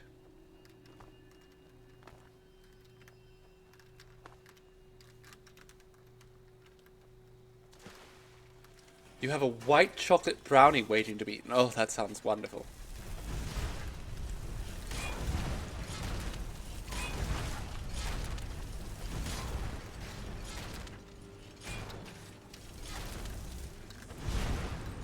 It can be, okay. Amusingly, I don't actually dislike actual just licorice root, which does taste largely the same as black licorice. But I do enjoy it still, to some degree. Chewing on it isn't too bad, but I still don't care for black licorice candy.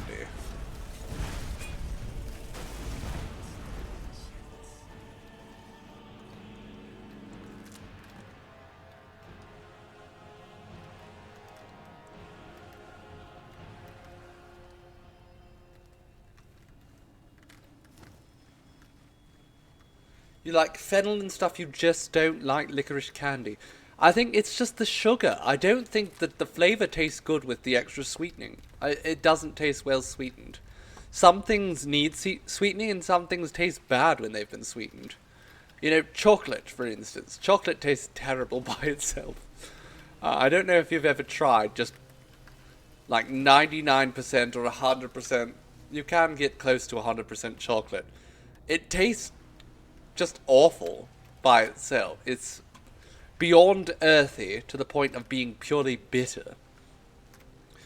But when you add sugar, it tastes wonderful. And I think the exact opposite is true of...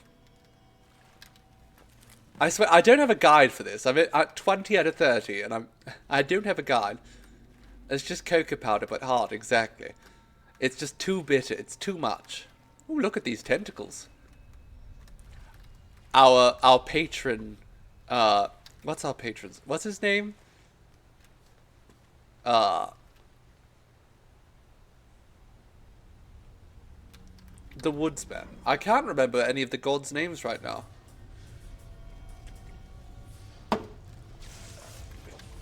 I blame the whiskey.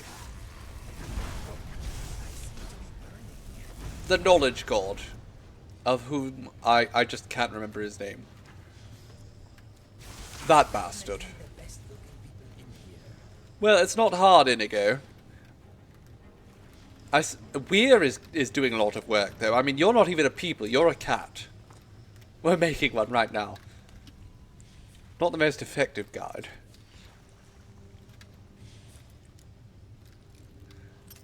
I've enjoyed 85% cocoa, but you have to enjoy it in very small amounts. You have to approach it understanding that it is not the same as you know, milk chocolate or even regular dark chocolate. It still tastes good. I think with a little bit of coffee in it or spice, very, very good. Wee little hamster nibbles. Exactly, wee cabbage. That's exactly it. One has to take wee little hamster nibbles.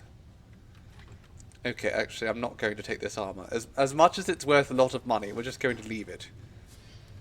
What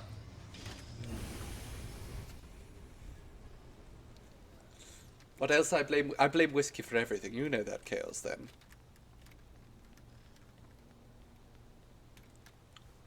Whiskey River, take my mind. Don't let her memory torture me. Whiskey River, don't run dry. You're all I've got, take care of me. Okay, that's as much as I can sing before Willie Nelson's going to sue me. Oh God! My goodness, that's quite the current.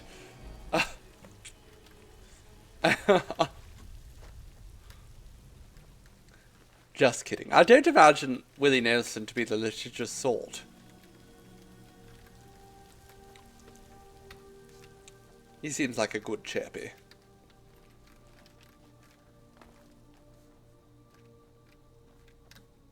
Hey, what's in there? I see goodies.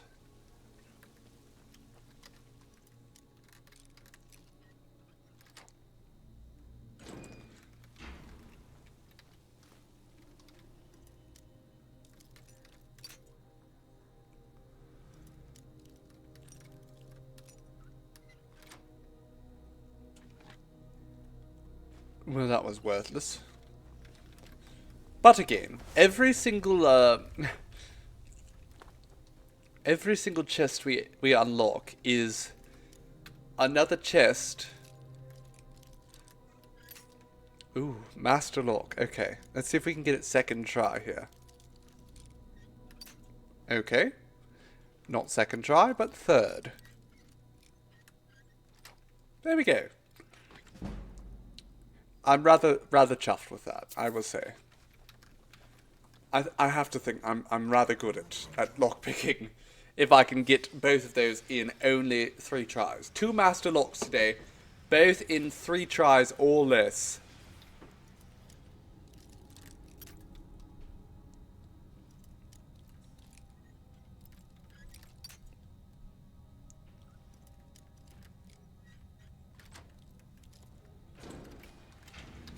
Goody.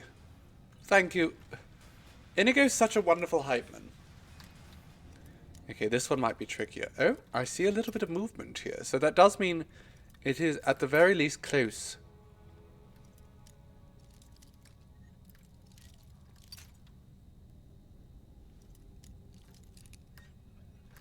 There we go. We are getting good at this. Great sort of dying. Oh my god. Okay, I love that. Inigo, can you take the sword? I am going to disenchant it. Yes, I want to give you some things, darling. What a good kitty you are.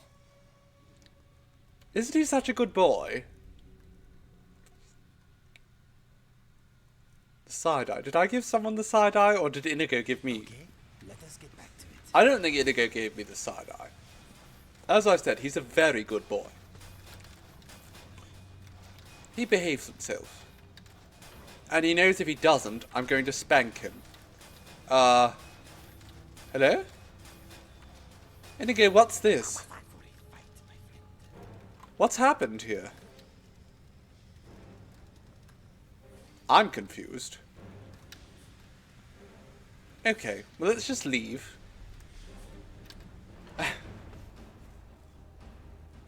Coat the things you want me to put in my mouth in chocolate, and you just might.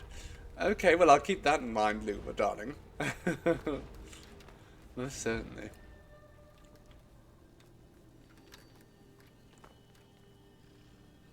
Oh, look, there's a troll there. There's 2 trolls there. They've got to pay the troll toll if they want to get into this boy's soul.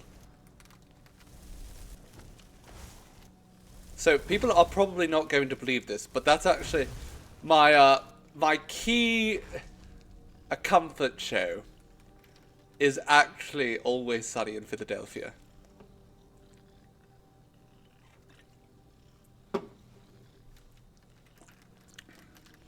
I don't know why. Well, I do know why. It's some kind of charming irreverent. I can't get into South Park, which is obviously very irreverent as well, because South Park has a tendency to sort of target everyone. Always Sunny has a very pointed sort of target of its satire. That target being the worst people you've ever met in your entire life. And I just, it's become my main comfort show. I just want to watch it over and over again. And I was watching it on Disney Plus. Obviously we're boycotting Disney now. So we no longer have access to that.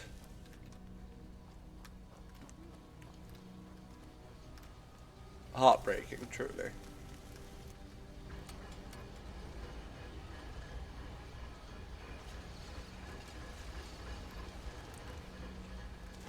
But it has really become one of my favorite shows. I mean, if you took everything that happened in the show as face value, you would assume that it was one of the most reactionary television shows of all time.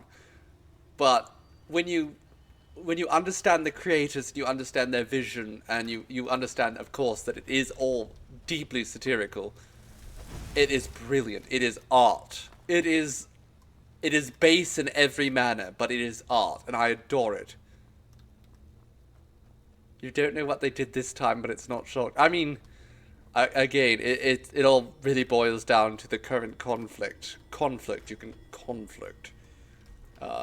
Ethnic cleansing is more like. Of which Disney is a ardent supporter.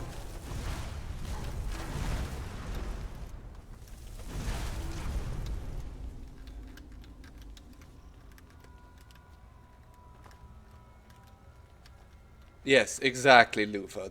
They support the genocide, as do many companies right now. So we're boycotting them, and I'm sure with their money it's not really that much of an issue. But if they see enough people start to dip, at least it starts to show them that their opinions are not popular.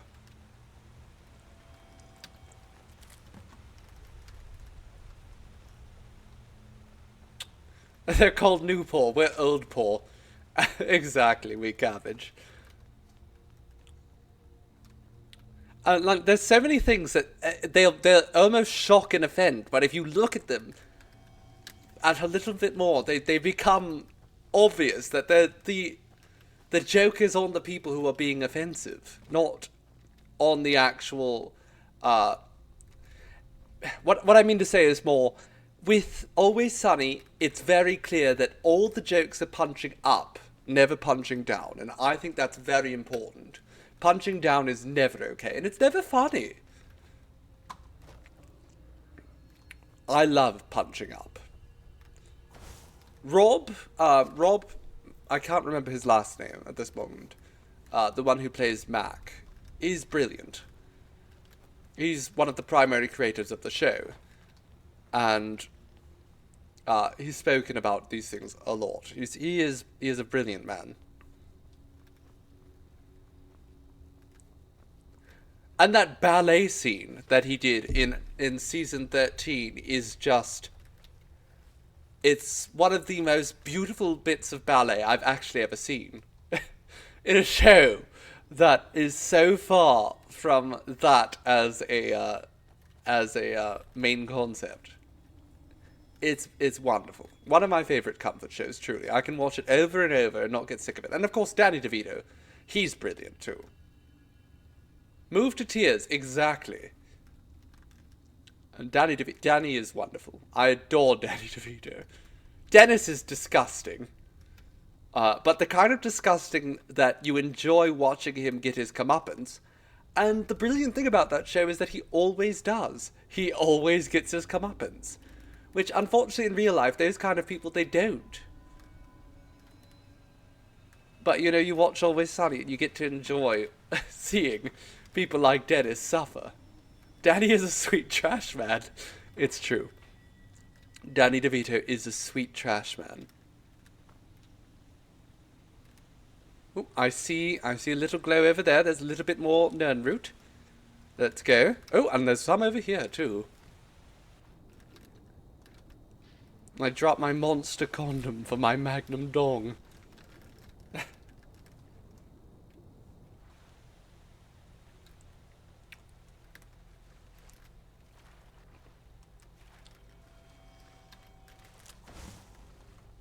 Oh dear. How about die? Oh my god, they hit me. Raccoon DeVito.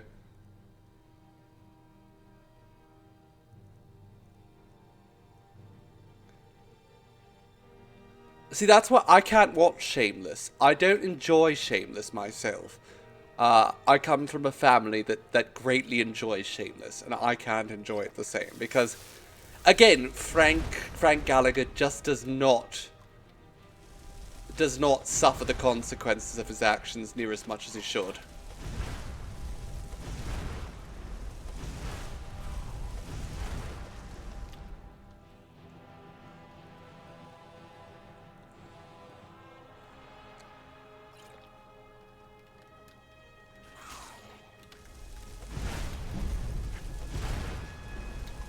Oh god, I'm about to get dead. I did that that thing where you just kind of move in your seat to attempt to dodge an attack. It doesn't matter how many years I play video games, it still happens on occasion. I don't know where the enemy is, but thankfully this is an AoE attack. Don't get dead. Exactly. Don't get dead. That's my goal right now. Don't get dead.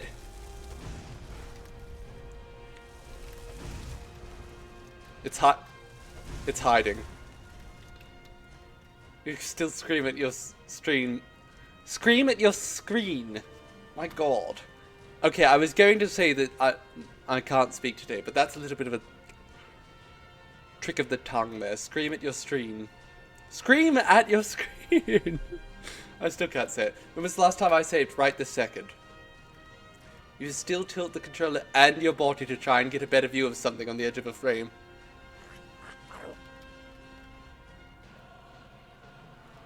You watched it and saw so many damn mirrors of the people you knew growing up. It was cathartic, but when the actress who played Fiona left, you didn't have a reason to want to watch. I think for me it does sort of...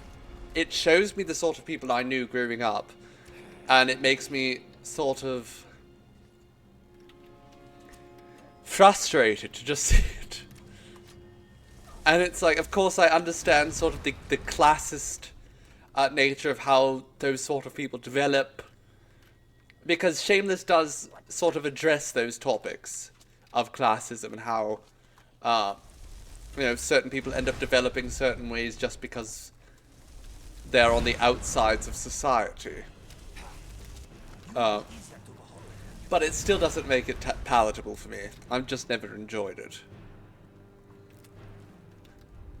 But I do enjoy Always Sunny because, again, they always suffer. They always suffer for being the kind of people they are. They never get away with it.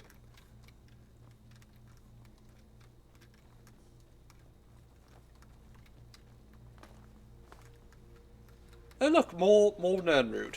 We are getting so close. I think we might get all the Nernroot we need today. 26. We only need 4 more. Can you believe that? 4 more. I hear one near me too.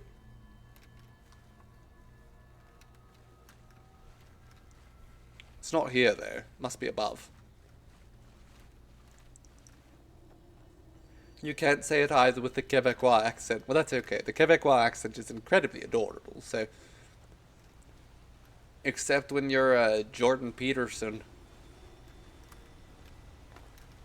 But his is so tainted.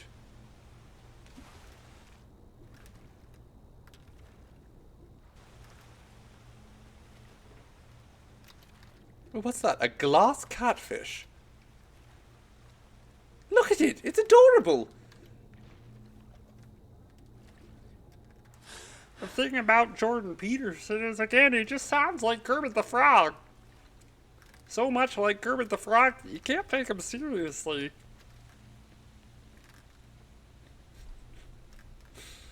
Oh my god. Talking about all that postmodernism. And, you know, women destroying the world and all that kind of stuff. So, clean your rooms. Or whatever.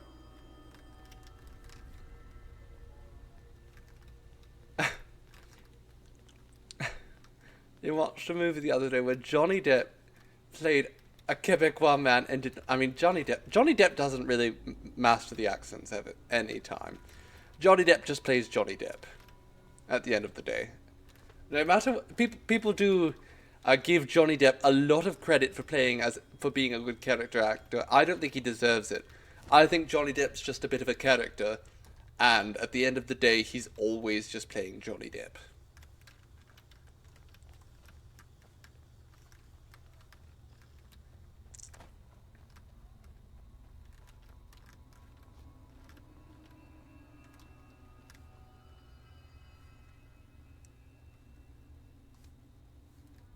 I keep hearing the glowing sounds. He's only a good Jack and is lucky Tim Burton likes him. You're right, he's lucky Tim Burton likes him. Because unfortunately he's very lucky that the world likes him and is willing to accept anything he says.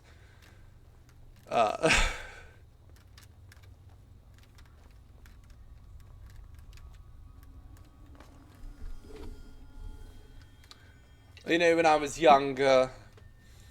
And I was just so enthused with the few Broadway productions, musicals rather, that I could get my hands on. I adored him because, you know, it was my only access to Sweeney Todd was through him as Sweeney. But I have had the absolute blessing to find, and this is something that I think Broadway really misses the mark with so often, is they really should be doing live recordings of their shows more often. Because there's so many people who just cannot see the Broadway shows. It's just not a possibility. And I know at the end of the day, they expect people to make that a possibility. They expect someone to shell out, you know, a huge amount of their savings to go and see a show that they've fallen in love with. But it's just not going to happen for a lot of people. And so people either end up seeing bootleg Broadway productions, or they occasionally see the movie productions and they think, oh, this musical's kind of rubbish. Or they think it's okay, but they don't really grasp how good it really can be. Such is the case with Sweeney Todd. Very much so. But Sweeney Todd, thankfully, the original production, starring Angela Lansbury and Len Caro, it has been recorded.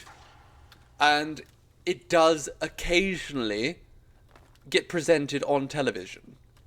I think I have a recording of it somewhere. And it's wonderful. I mean, of course it's wonderful. It's Angela Lansbury. She's a goddess. She was a goddess. Rest in peace. I'm not a fan of many performers, but Angela was an exception. You saw Rent in New York and Lion King came here once. I have seen live, let me think. I've seen Phantom live. I was unenthused in New York.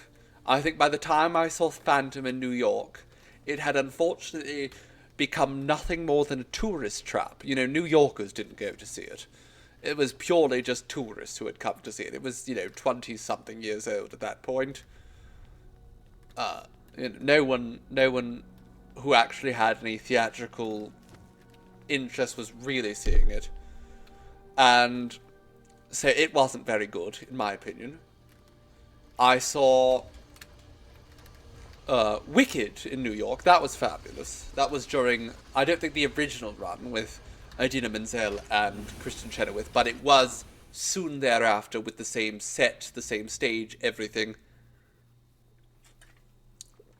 I've seen Book of Mormon, which is in many ways offensive. I still have many problems with it because, again, it's the same people who make South Park, and they seem to think punching every direction is fine. I don't agree that, but it does have some brilliant songs. It is overall a wonderful kind of criticism of Mormonism and religion. There's definitely a lot of racism present, unfortunately, as well. Oh, hello, a giant. And then I saw... What did I see? I can't actually remember all the shows I've seen at this point. It's odd. Well, you've seen The Producers Yali. Oh, now that is one of my absolute favourite shows. I have not seen it live, but I thank my lucky stars that Mel Brooks did a production as a film starring Nathan Lane and Matthew Broderick, who had perfected their roles by that point. So even if, again, I regret that I've not been able to see it live, I thank my lucky stars that it was recorded with the right people when they did the film. And if you watch the film, it is very much, you know, the sets are very Broadway, everything's very Broadway. It isn't the same as a live production, of course, but everything in it is very Broadway. There's this sort of love in it that you can tell it's not just for money. It was truly a passion project. Oh look, it's our last Nern route. We found them all. We found them! 30 Nern route. I've done it! Amazing! The most frustrating quest in the entire game, and I've done it. Well, no, the most frustrating is the Stone of Berenziah, but we're not doing that. I love The Producers. Absolutely brilliant. I really want to do an Ula cosplay at some point. She's gorgeous. It's all just a matter of getting my hair like that.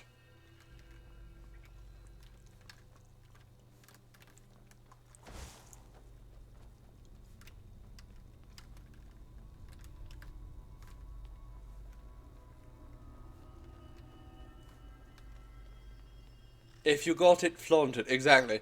When I was a younger twink and there were some drag queens, I used to go to... So, my college had drag shows. Because, of course, here in Canada, that's pretty standard.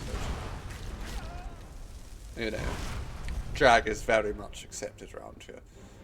Well, I should hope it is. I'm sure if you go out in the city, not so much. But, if you go out of the city, rather, but... You know, where I was living, very much accepted. And I had the blessing to, you know, meet a lot of drag queens at a young age, and they very much encouraged me at one point to do my own routine. I had this whole thing planned to, if you got it, flaunt it. Never turned out, though, just because the shows got cancelled just before then. Terrible. Oh, ghastly. But it's for the best, you know, I channeled all of this energy into our photography. Robot Rainbows, oh, you're going to sleep, darling. Of course, you're not feeling well. You need to get your rest. Get some rest. Sleep tight, darling. And as I said, have some far. I know, that sounds very, very forceful, but I am firmly of the mind that far can cure anything that ails, at least in the soul. So sleep well. Make sure that you are getting plenty of nutrition. And that you are, of course, taking your rest, because you really need to be not pushing yourself right now, dear. I hope you feel better soon. And at any rate, we will be streaming again tomorrow. 4 days in a row, why not? So, you know, feel free to join us then, but for now, go get some sleep, darling. Thank you for joining us, and we will see you later. Clara got you some the other week, and it really does. It does. It really does. it just soothes the soul too. Like there's days where I'm just like, ugh, I don't want to function. A bowl of far will just make me so much better.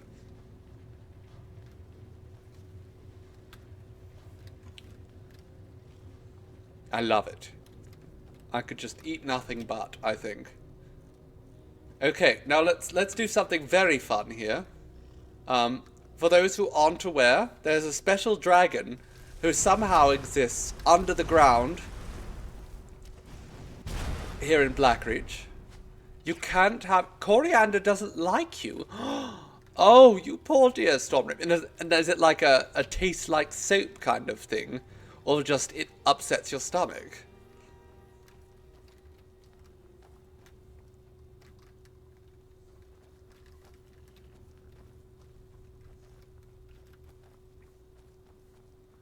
Okay, let's get a little bit higher.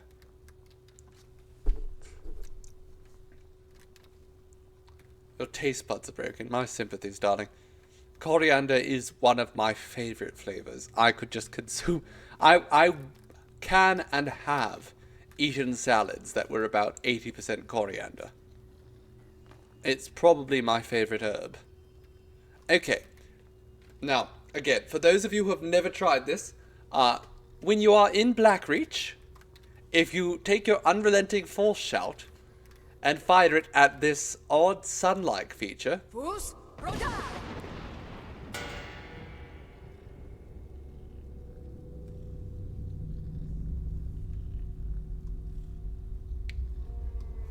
Ooh, do you hear that? Someone's angry. Hello!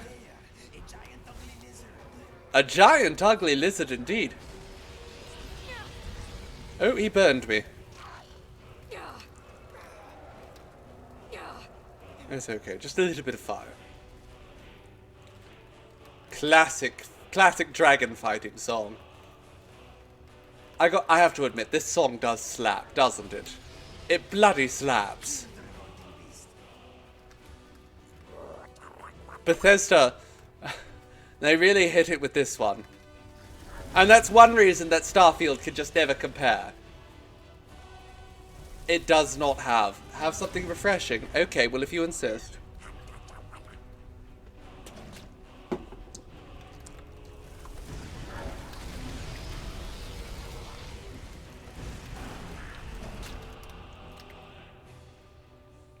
Did Jeremy Soule get Me Too'd? Oh, that explains why the music went downhill. That's... I mean, I can't say it's not surprising or surprising, because I didn't know anything about the man. It's very disappointing to hear. But also not surprising, you know, and this is... I might be a man, but I'm a little bit of a misandrist at heart. My expectations for men are generally quite low. They tend to perform very poorly. Hello, Sergeant Teacups. Welcome. You've joined me just in time to hear my misandry.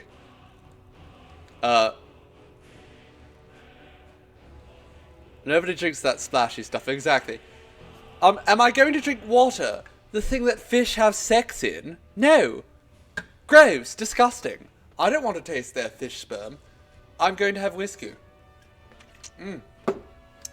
Perfect. Well, you've come to the right place if you enjoy misandry from men. I have been mistaken for a woman enough times that I have seen the way that men treat women. And I'm disgusted by it a lot of the time.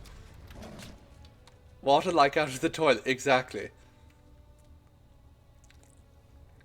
Wee Cabbage, you're exactly right. Men who succeed in competitive fields tend to shitbaggery. You took the words right out of my mouth. They do. They tend to shitbaggery. It's the whole culture of competitivism. It really just brings this idea of, you know, might makes right. Even when it's not physical might. Yeah, water like out of a toilet. I wouldn't touch that. Nasty. You don't find whiskey in toilets. This bastard killed all my rats. Being a twink is horrible around other men. It is true.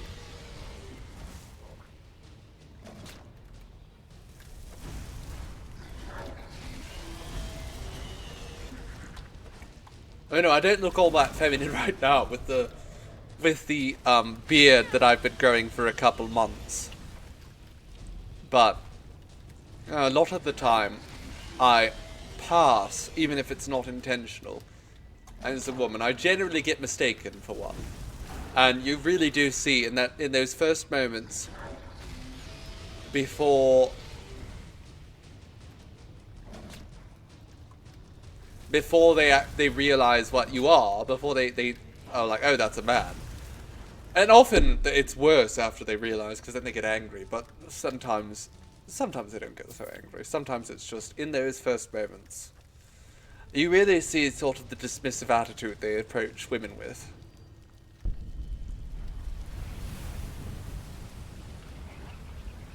People ask me how I, you know, different. It's just because I've seen it.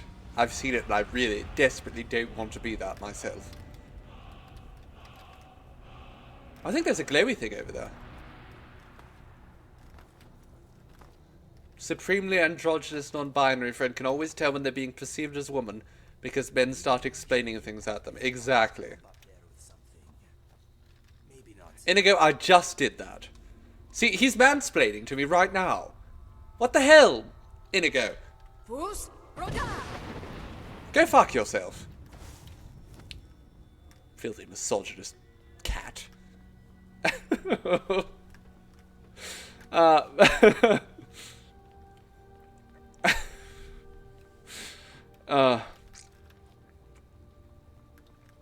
Where am I going?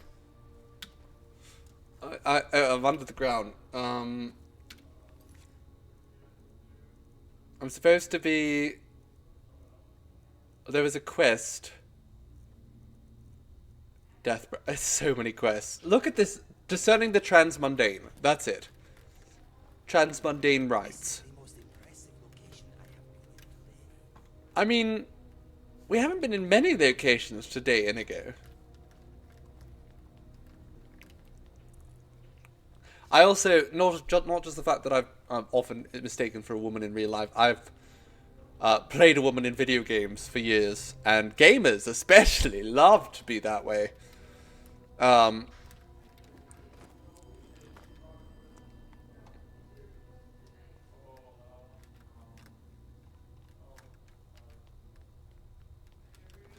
They sort of pick up on things, and of course it's nothing compared to what the average woman experiences in their day-to-day life, the sort of misogyny they endure. But it does give you a sort of a window into the world of what they must deal with, and it sort of allows you to understand. Seeing a person's brain break as they're being challenged to go, sir, ma'am, sir. I mean, I love that chaos theme. I adore that, and that's one of the reasons why I love this beard. I do. I've come to appreciate it, and for years I've fought against the beard. Which, according to Seafoam, and Seafoam is probably right, is one of the reasons why it's grown so beautifully. You know, I've shaved it so much, it's sort of fought back in resilience. Apparently it's some sort of myth, but I can't deny the fact that I used to shave aggressively, hating the hair as it came in. And now it's really thick and luscious. Well, a lot of people I know who refuse to shave just get sort of piddly little bits of facial hair. But I don't know where I was going with that. Oh. No, I have no idea where I was going now. You know what? Never mind. Oh no. Yes, but when it's smooth, I love being the way I can confuse people.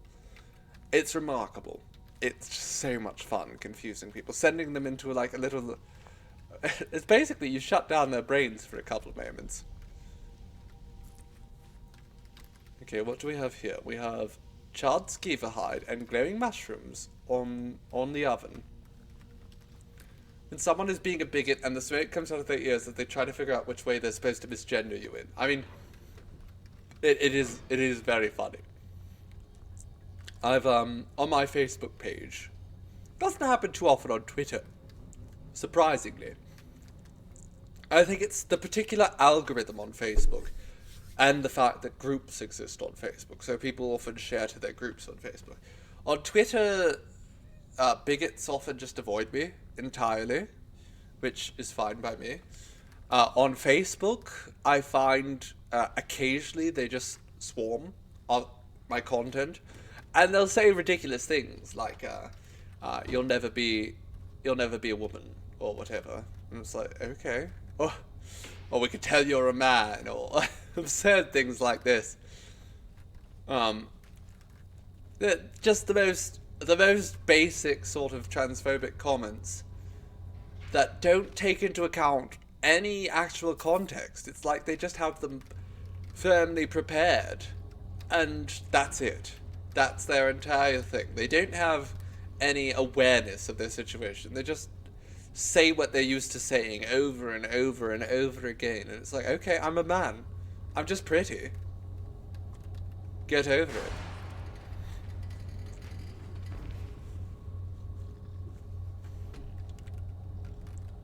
You got misgendered by a woman who called you sir, thinking I was a trans woman, and gave you religious literature saying you should find God. I only wish you could be as beautiful as a trans. I mean, I know so many stunning trans women. And again, that's honestly, I don't want to leave Twitter because I've met some of the most charming, most beautiful women that I've ever seen on Twitter. And it's hard to go away because it's like, well, I don't want to miss them. That they've just been such a delight. You're absolutely right, Yali. Thank you ever so for resubscribing. 9 months, goodness. 9 months of wonderful gestation of our relationship. Thank you, my dear. It is true, and I find it so funny. I love the fact that they struggle with their sexuality. I love causing them to struggle. It's such a delight. Especially, you know, as a cisgendered man, there's nothing they can even say to me. There's nothing. Like, of course, you know, it just makes them seem utterly, completely ridiculous, which is precisely what they are. Of course. Well, okay, let's take that back. How else would I call Manny? Mommy. I mean, I'm not the type to call anyone mommy, but I would agree that there's some very wonderful trans women out there. Certainly. Again, I've met so many beauties, and beauty is the least of their attributes, of course. But I can't deny that they are stunning. So many of the women I've met lately, again through Twitter. And it's one of the few reasons why I find it so hard to leave that platform. Musk has absolutely ruined it. He's terrible, absolutely. But until I know where I can meet all these people who I've built these connections with, who I've become mutuals with, I don't want to leave. They're wonderful. They've become dear friends. Okay, we just stole an Elder Scroll, didn't we? Where is it? Or is it in books? Elder Scroll. Dragon. Oh, we can't read it, apparently. I wonder why. Honestly, Tumblr is the best social media site. I don't deny that, Yali. I don't deny that. My problem is, I have built my following across... I've built it across Twitter, Facebook, and to some extent Instagram. Instagram only, I say only, and this is going to sound ridiculous to a lot of people, but only like just under 15k, which is a lot, I recognize. As a content creator full time, that's not a lot. Which I know I should probably have a full-time job as well, but it's again. But Tumblr, it's hard making a move to different platforms where you don't have a strong presence already. And I exist there. I do post on Tumblr, but I haven't really found community yet on Tumblr. For the simple reasons that, again, I haven't spent enough time there, and that's my fault. I haven't spent enough time personally just relaxing there on Tumblr. I can't believe we went to Blackreach and completed Blackreach so efficiently. I'm very impressed with myself.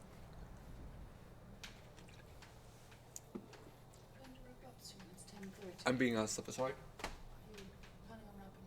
Oh my god, it's 10:30. I've been advised that it's 10:30. Well, this was supposed to be Blackreach bound. You're right, Chaos, then, that's the thing. It's 30k on Facebook, 36 now, and 50k on Twitter. And when you have a large audience on those platforms, it's harder to just sort of... When you're used to talking to a large amount of people, it's hard to focus on those areas where you're talking to, a small group. Even if that small group is quality, it's just not a matter of my time being as focused there. And it should be, because, God knows, Twitter is a lost cause in the long term. Elon Musk is slowly running it, well, I say slowly, quickly running it into the ground with his incompetence. And... and of course, Zuckerberg is stable, but still awful. I would love to be focused more on Tumblr, which I actually consider... I thought it was going to completely die after the porn ban. It didn't. And in my mind, it might be the more sensible option. I should probably spend a lot more time there. So, I will be probably spending more time there. Of course, I am spending time everywhere. In fact, if we go and type _socials here in chat, we can see that I am present on Facebook, Instagram, Twitter, Blue Sky, and Tumblr, as well as Discord. Is that a permanent Discord link you put there, darling? Wonderful. So, if you want to see me elsewhere, which you should, because I'm wonderful, and honestly, I think I do think I am at my most me while I'm streaming, but my most polished work is going to be up on social media. So, if you want to see me on social media, I encourage you to click one of those links and follow me there, where you can see our beautiful photographs. Our Seafoam is hard at work. Come here, my darling. Come here. Put your pretty face on the stream. Come here.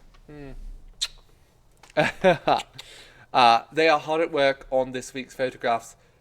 Hermes is in them as well. I know everyone adores Hermes. So, make sure you're following me on at least one of these sites, so that you can make sure to see the photographs of myself and Hermes. They are high fashion. Hermes is a wonderful model to work with. So that's something to look forward to. You will see me stream again here tomorrow. So if you aren't following me here on Twitch, why not? You've been watching an entire stream. I mean, my God. It's rude. But if you're not, go ahead and follow now, because we will be streaming again tomorrow. Probably Stellaris. We will be continuing our adventure, xenociding the entire galaxy. Or I think the word is... What's the word? I can't actually remember. Allocide? I don't know. It's just, we're going to kill everything. Megan needs their man to stop playing. It's late. You're right, Bloody Rose. They need their man to stop playing. They want attention. And they probably want some of this whiskey. I'm hungry. I want attention. And whiskey. They're having whiskey now. So, I'm going to go give them some attention, because I've given you darlings almost 4 hours of my attention. It has been a delight. It's heartbreaking that we couldn't play Vampires the Masquerade tonight. But we got to play a bit of Vampire Skyrim tonight. I don't know if we'll come back to this, because, again, we've sort of hit a wall here. I might need to tweak things. Again, the update came out, everything's bugged right now, so we'll figure it out in time. In due time. It'll take a little bit. But I am going to bed, and I want to thank you, darlings, for coming along. Your dream of JoJo characters in the meantime. That's a good idea, darling. I want to thank you all for coming along and joining me for this adventure into Blackreach. I am truly chuffed with how quick it was, because Blackreach is an interesting idea in the Elder Scrolls universe. It is poorly implemented in Skyrim. If you've played Elder Scrolls Online, there's a lot more depth to it. In the, I can't remember what the vampire DLC is called in ESO, but it is much more interesting there. But in Skyrim, it's a little bit lackluster. But we've completed the most trying parts of it. We've gotten all of the Crimson Nirn route. All of it. Which is quite the feat. We were very quick to get it all. I have special eyes. Again, 2010 vision, not to brag. I don't think that helps me too much with video games. But, you know, I am bragging. Thank you, darlings, truly, for coming along and joining me tonight. I hope to see you again tomorrow afternoon. We will certainly be beginning much earlier than this afternoon. Well, probably in the middle somewhere.